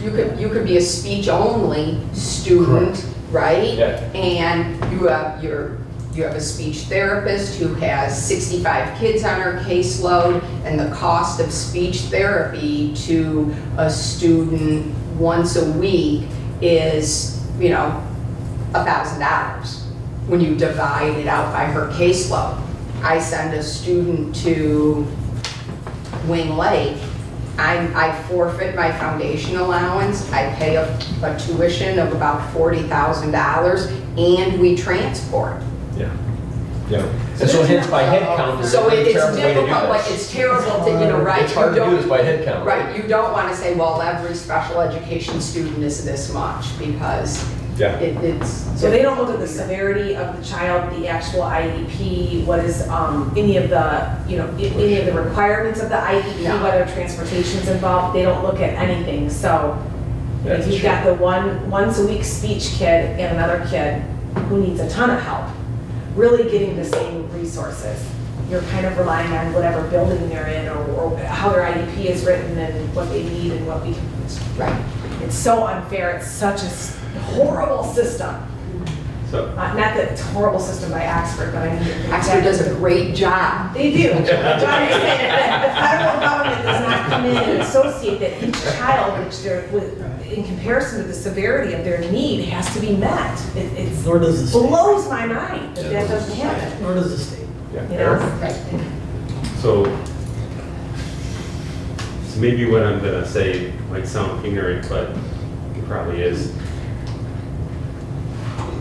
If we've got $10 million to spend, $9 million and change, me, as a parent, as administrators, you're probably like, oh, came in under budget, it's great.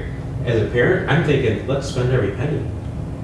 If that extra $500,000 is gonna get you another parapro or 2 or 3, hire them. Why not? Why don't we do that? I can appreciate that we got an extra $500,000. I wanna see that money spent, because it's, having a kid that has special needs and knowing a lot of people who work in those classrooms, they need it. They need the help, right? So I would challenge you to spend the money you've got on So these kids. that money comes from the general fund. So it's a balancing act that we do in terms of, is it 10 more special ed parapros, or is it other new names, Right. or Got it, but the art. the general fund is, I understand where it's coming from, but it's budgeted, it's there. Even if it's from the general fund, it's there to be used for this purpose. We need to use it for that purpose. Dan? I agree with what Eric's saying, but I also understand the complexities in the budget, because that number shifts, just as Denise was saying, from one year to the next. Now all of a sudden you have parapros that are being used efficiently, and then all of a sudden we have 2 new families that move into the district that we have to send their child to Win Lake, now at a $40,000 cost. And now we have a parapro that, guess what, we can't afford you anymore. Right. It happens all the time. People get hired and laid off every day. And I guess the best that we can do is say, here's what our budget is, and make a best guess estimate. I will go back to 3 years ago. I think we had 10 parapros in the district. Correct me if I'm wrong, it was 10 or 12 parapros. We've hired a bunch of parapros. Not that we don't need more. I think that we can, and we should do more, but we've always got to keep the finger on the pulse of where our population shifts to the needs. And if the needs are more parapros, then we look at that and we say, let's put some more parapros, but keep in mind that we could have a seismic shift if we have a family move in and we have 2 families or 1 or 2 families move in, and now we have to budget $40,000 or $80,000. So that's a good point, because we had 595 in the 18 Right, year. and now we Now got it's 635. What have we done are we accommodating these additional? Yes, like we've got 4 teaching positions that we're trying to hire just for special ed teachers. And I guess I would say from a budget perspective, I appreciate what you're saying, because your budget is nothing more than your plan to spend. Out of all the programs, for me, this is the hardest to plan for, because you don't know the next student who's walking in that door if it's an increase of 1,000 or 50,000.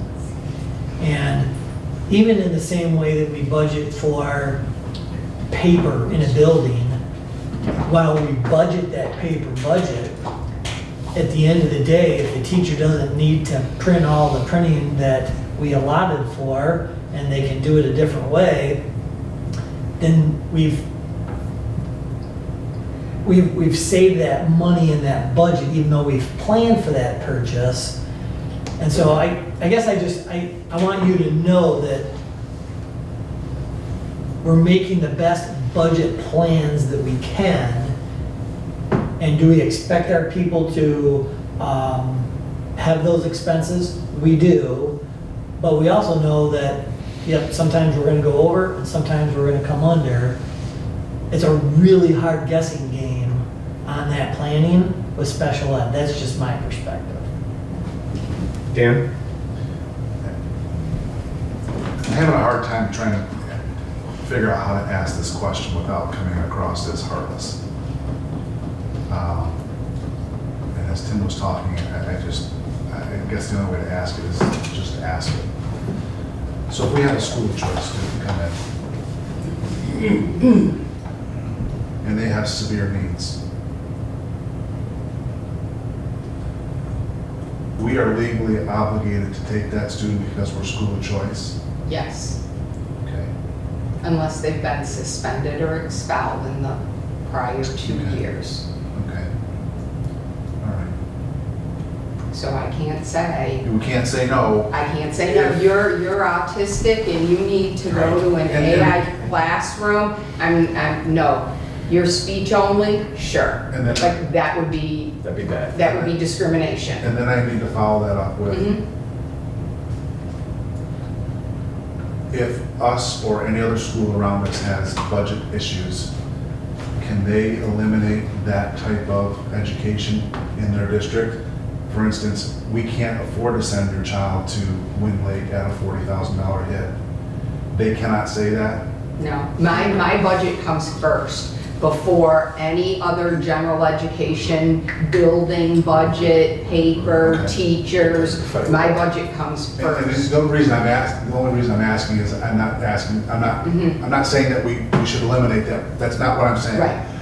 I'm just trying to forward look to say if a district around us says we can't afford this anymore, we have buildings that we're closing, we're laying off teachers, we're doing all these things.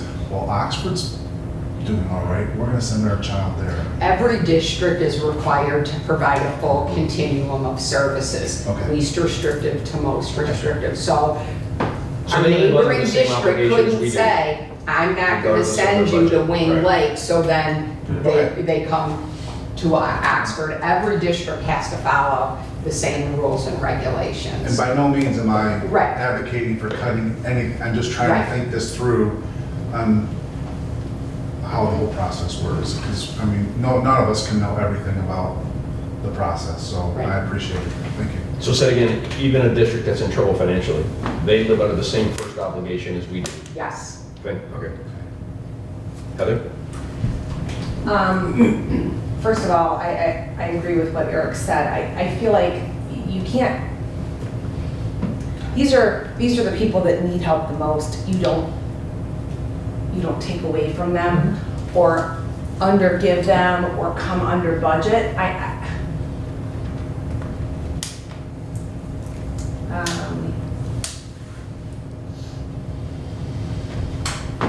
We wouldn't come under budget for athletics. We wouldn't come under budget for IB. There's other things that we wouldn't come under budget for. But we're talking about special education and we're under budget. Well, I think, Something's you know, to missing there. clarify, you know, under budget means that. We didn't spend the money that we could have spent. That's what it means. Right, well, If I'm under budget on my personal budget at home, I have money in my savings account that I didn't spend, that I could have spent on improving my home. It's the same thing as our district. We could have spent this money on the kids that needed it. Whether they're at Ween Lake, or Crossroads, or Daniel Axford, or wherever. These are special education kids. They are going to be the most disadvantaged human beings on this earth forever, their whole life. Not just while they're students, always. Just a clarification, if in your home budget, if you buy a $1,000 refrigerator and you get it for $800, you save $200, you still got the refrigerator. Yes, you have $200 to spend. I want to be very clear that it is not like we as a district are holding back money saying, phew, glad we didn't give that to them. correct. We're not under. We're not under budget. We're paying excessive amounts of money to support those most needed. But we probably cushion our budget, not knowing whether the next student or two or three walking in are $40,000 versus $400. So we purposefully cushion. If you say, spend that money, then next year you're going to budget this much, and you're going to have this, and then that's an ever-expanding argument that will take you in a bad place. The fact is, this is probably the one place in our budget where we intentionally expand because it could hit us the most. It could hurt us the fastest. 5 kids coming in could change by exponentially. And so I just think we're seeing this wrong. This is not like, they don't hit this budget line like you would a budget for paper. Correct. And there's also the federal government puts in protections called maintenance of effort, which indicates that I can never spend less than I spent the year before. So Tim could never come in and start slashing special education budgets. When we sit in budget meetings and it's not a good year and we're looking at cuts, you can never cut the special education budget. You can never spend less than you spent the year before. So the federal government puts those protections in place. There's a couple caveats to you can petition the federal government that for a extreme circumstance that you're spending less than you did the year before, such as there were massive layoffs across the entire district. So the government puts those protections in place to make sure kids are getting what they need. Please. To kind of give a historical perspective. My son, first grade through 12th grade, IEP, special education. This district has always done everything that they can do to provide for him and students like him. Now that being said, that was 2006. We have come light years from 2006 to 2018. Does that mean that we're done? I don't think so. I think we always challenge cabinet, we always challenge Tim as a board to do better. We can get better, we will get better. But I think it's a process. It's a process that says my student or our students might do better in a virtual academy. Our students might succeed better at Bridges. Our students might succeed more with more parapros, will succeed better with more parapros in that setting. I think what we need to do is keep in mind all the things that we do across the board for all of our students, and not just a segment of our students. But I agree with Heather when she says these students are the ones that need the most. And I think from that point on, we need to be laser focused on this. We are not spending money on, I'm gonna get myself in trouble, pianos. We're not spending our money on things that are fluff anymore. We're putting our money into kids, into our staff and into our students. And those are the places that we need to put it. And if there comes a day where we need to cut athletics or the arts or whatever, because that segment of the population isn't getting what they need, then we have to make a decision, and that's what we have to focus on. Staff and students are, in my mind, the most important thing that we have. So we need to focus on those things. And if it means we take a deeper dive into the budget, I like Tom's analogy. If we get a $1,000 refrigerator for $800, that means we have an extra $200. Where do we spend that? If it means reappropriating those funds into special education or another area where it needs to be. The good thing is we have passion. We have passion for what we do, and that's a good thing. So, but I'm here to tell you, we've come a long way since 2005. A long way. I have to agree. When I came here in 2008, there were only resource rooms. If you needed anything more than a resource room, you were sent out of the district. In the first 2 years that I was back, that I came here, we opened up ASD classrooms, CI classrooms, post-high classrooms. We hired teachers and parapros and materials and supplies. And I remember the first day being at the high school and trying to just like get a feel of who the teachers were and who the parapros and the students. And I'm standing in this classroom and there was one teacher, 3 parapros, like 4 students. And I was like, you know, who are you and who are you here to help? Well, I'm a parapro and I'm here to support this student. And I'm a parapro and I'm here to support this student. And I asked, well, why does this student need a parapro, like a one-on-one parapro with them at all times? And the parapro looked at me and said, well, because he's bullied so badly by the general education students that I'm his human shield.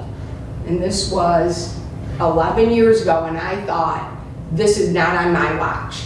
And we will change special education in Oxford, and all students are general education students, and all students are afforded the same opportunities. And we have come light years in the past 10 years on how special educated students are accepted, treated, educated. You know, I think the best thing every year in this district is to come to that Lake Orion Oxford Special Olympic basketball game, where you have some of the most significantly impaired students being cheered on by the entire community. So, you know, can we buy more supplies or another parapro? Absolutely, but I think we need to be looking at the bigger picture of providing students what they need and acceptance in this community. You know, one last thing for me. My son's in 1st grade, and he saw a reading recovery specialist once every 2 weeks. Once every 2 weeks. And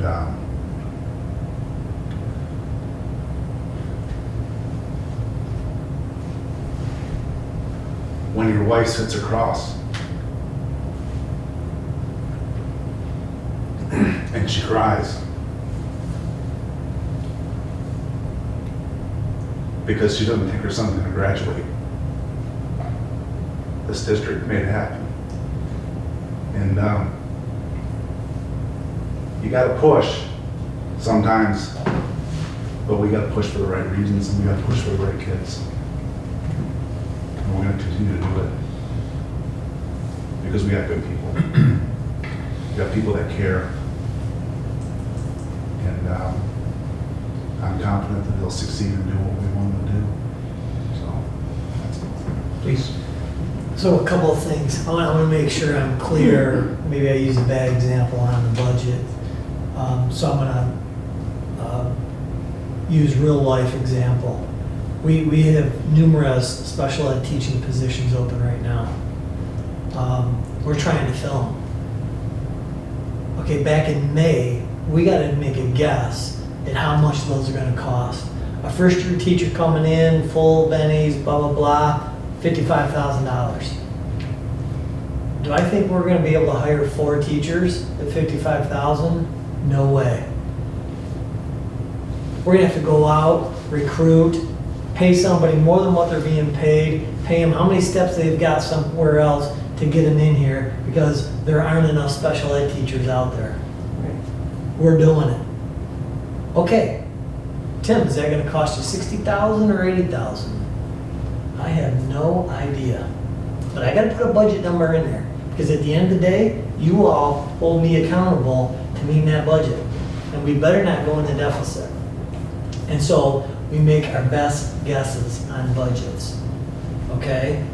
That doesn't mean that we're not spending or trying to get the best special ed teachers to hire. No.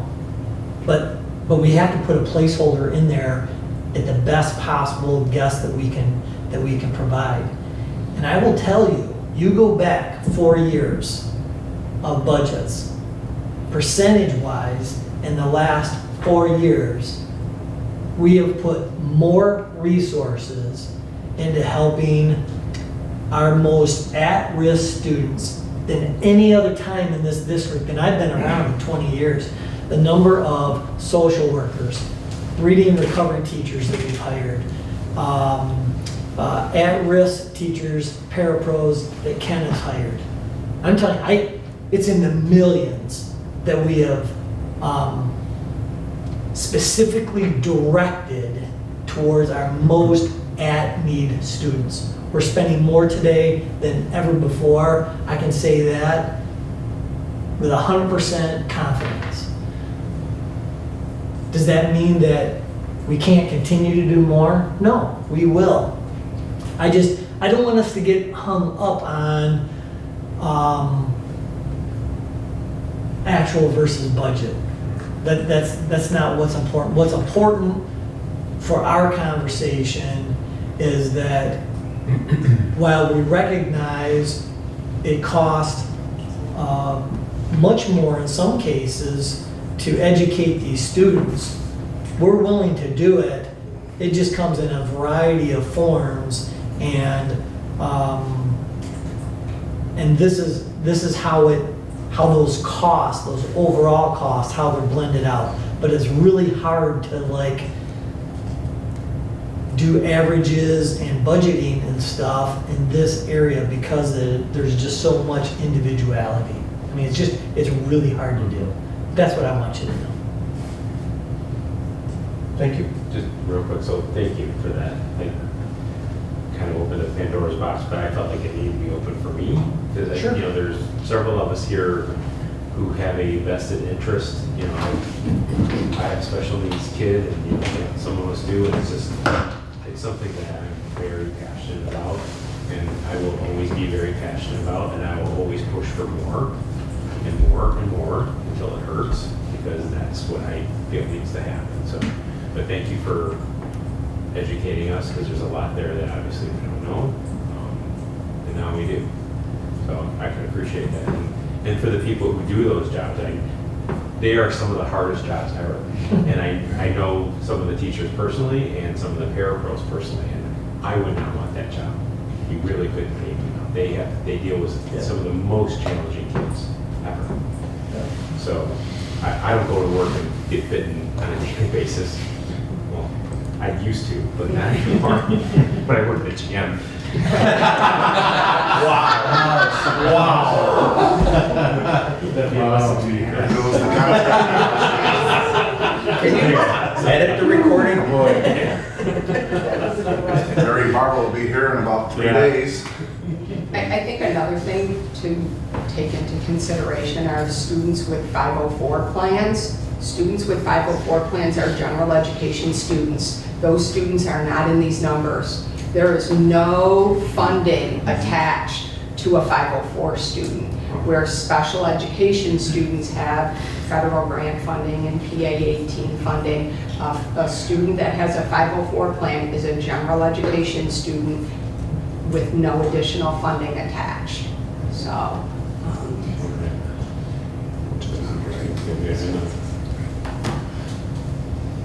the state monitors everything that we do in special education. There's a system called Catamaran that monitors us, our finances, to make sure that we are compliant with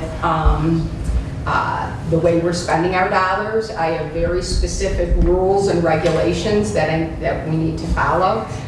There's a compliant or a policy module if we have a due process complaint filed against us, the state complaint filed against us.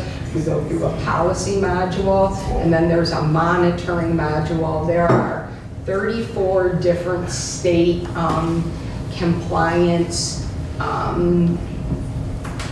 factors that we are monitored on. Everything from our graduation dropout rate, our preschool outcomes, suspension, expulsion of special education students. There's 34 different compliance factors that the state looks at every year, multiple times a year.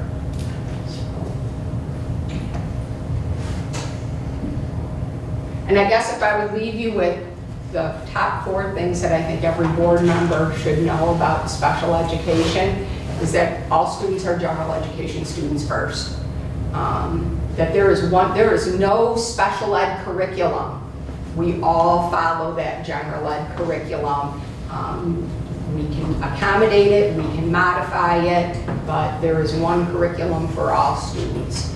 And I think our goal is to close that gap. We are always working to close the gap between general education and special education. So the results, student results, is what really matters. And then I guess I would just say, when we're looking at board policies, always be thinking, how is this board policy going to impact our student special education population? And that's all I have. Thank you. Any more questions? Any more comments or questions? Thank you.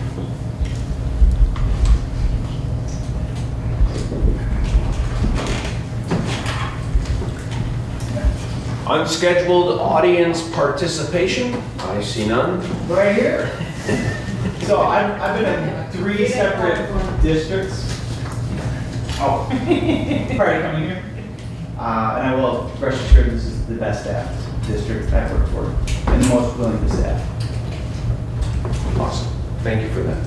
Thank you. Give his name, and address, and fill out a card. Janet, you fill out his name. Teach him the rules, Janet. Teach him the rules. Make sure it's on his review.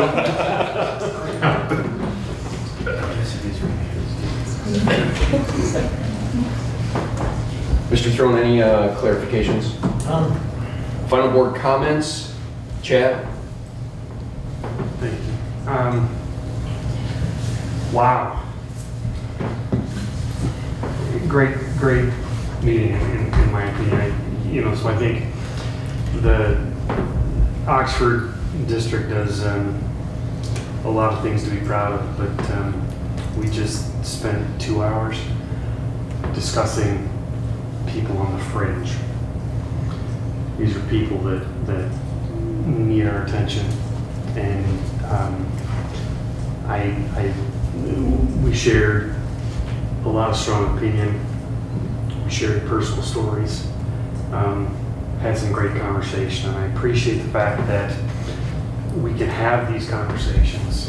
We feel comfortable enough to share these stories, and we can all still come together at the end of the day and understand that we're driving for the same things, right? So thank you for the presentations. There's a lot going on that we were talking about today that I still have a lot to learn. So I appreciate more than anything the experts coming in and sharing this stuff. So thank you for that.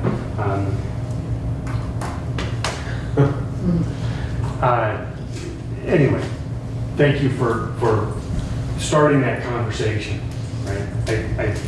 It's important that we're talking about these things. So thanks. That's all. Thank you, Chad. Eric? Just for our OVA and British folks, thanks for coming in. And you know, I really get the sense that you're just trying to reach every student that you feel really needs that help. You know, you're evaluating, kind of going back, always making improvements. I can appreciate that. It means a lot to me as a parent and a member of the community that you're trying to just reach as many people as possible. It's an amazing thing. Thanks for sharing your story, Dan. I wasn't sure that my son would ever drive. You know, we had similar concerns, and you know, there's a time when we sat and cried and didn't know what was ever going to happen. And Saturday he takes his driver's test, so ready to beware. That's it. Thank you, Corey. I echo what Chad said. I like these meetings to hear how we will do whatever it takes, from changing start times to various curriculums to whatever it takes to get every student educated. And I know the conversation kind of turned a little bit with the resources, but one thing we also have to be mindful of, and one of the messages I heard from Denise is, we are spending every dollar we can in providing the best service, but we're also being mindful of those resources and not wastefully spending the resources our taxpayers are giving us. I'm all for giving every penny we can to the most needed students, but also being mindful of our taxpayers' resources. So I think we're doing a very good balancing act of giving that best service at the best price we can. Thank you. Heather? I'll take a pass. All right. Dan? First, Ova, Bridges, Jill, you know, it's 8:45, summer, so I appreciate you all coming out, telling us what you guys are working on, because it's really easy in the summer to kind of just say, you know what, can we just wait till the fall? We don't start for a while, but it's good to know ahead of time so that we don't have surprises. And when we're talking about possibly changing the start time, it gives you time to tweak it, think about it, work some things through, and then kind of get rolling and, you know, got that first semester going, and maybe we'll see where it goes. So it's kind of good to get ahead of things. Jill, you came here, you spent more time for one student. It's what makes us special. It's the people. So I appreciate the work that all of you do. You know, and in cabinet, Ken, you didn't say anything tonight, but you've been here all night. Thanks. You know, and it's those types of things that, you know, you kind of look at and you say, you know what, our team is invested in our students and our staff, and we're going to do whatever it takes so that we provide the best education that we can. When you take, and Mark Stepik's no longer here, But he used to harp, how many times did he say, gotta go to classes? I've been to 110 classes or whatever, how many classes it's at. And I loved it because he always made you think, what else can I learn? And I was at president's class, and Mary Kerwin or Irwin? Mary Kerwin was teaching it. And this is one thing that I took away. We were kind of on a sidebar, and she said, Dan, you know, you don't have one student. You have thousands of students now. And as a board member, you're responsible for thousands of students. And it's good to be on a board that has conversations, that thinks about each and every group and subgroup of students. I love it. I think this is a great board. I think we challenge each other. I think we're invigorated to learn more. And we've got a really good team, and we're doing some things that we should be very proud of. So that's it. Thank you. Thank you. I have nothing to add, sir. I think I only want to just add, just FYI, in case anyone doesn't know, Cabinet is going to be having our first ever sort of like mini retreat the next couple of days, and Larry Goldberg, who we had brought in this last year to do our 360 survey stuff and evaluations, he's going to act as our facilitator for the next 2 days, helping us do some team development and things like that. And so we were given free access to some offices downtown Detroit, so we're going to be there tomorrow. And then Clark Construction has their new offices, which are just a little across from Kitty Corner to the Palace. They've got some conference room space that they've given us, and so we're going to be meeting there, just not far, just off-site though, to do some team stuff. And so just wanted to let you know. You do some trust falls maybe. Tim's gonna go first. Don't go first. Don't go first. Whoops, you got some work to do. Never go first on a trust fall.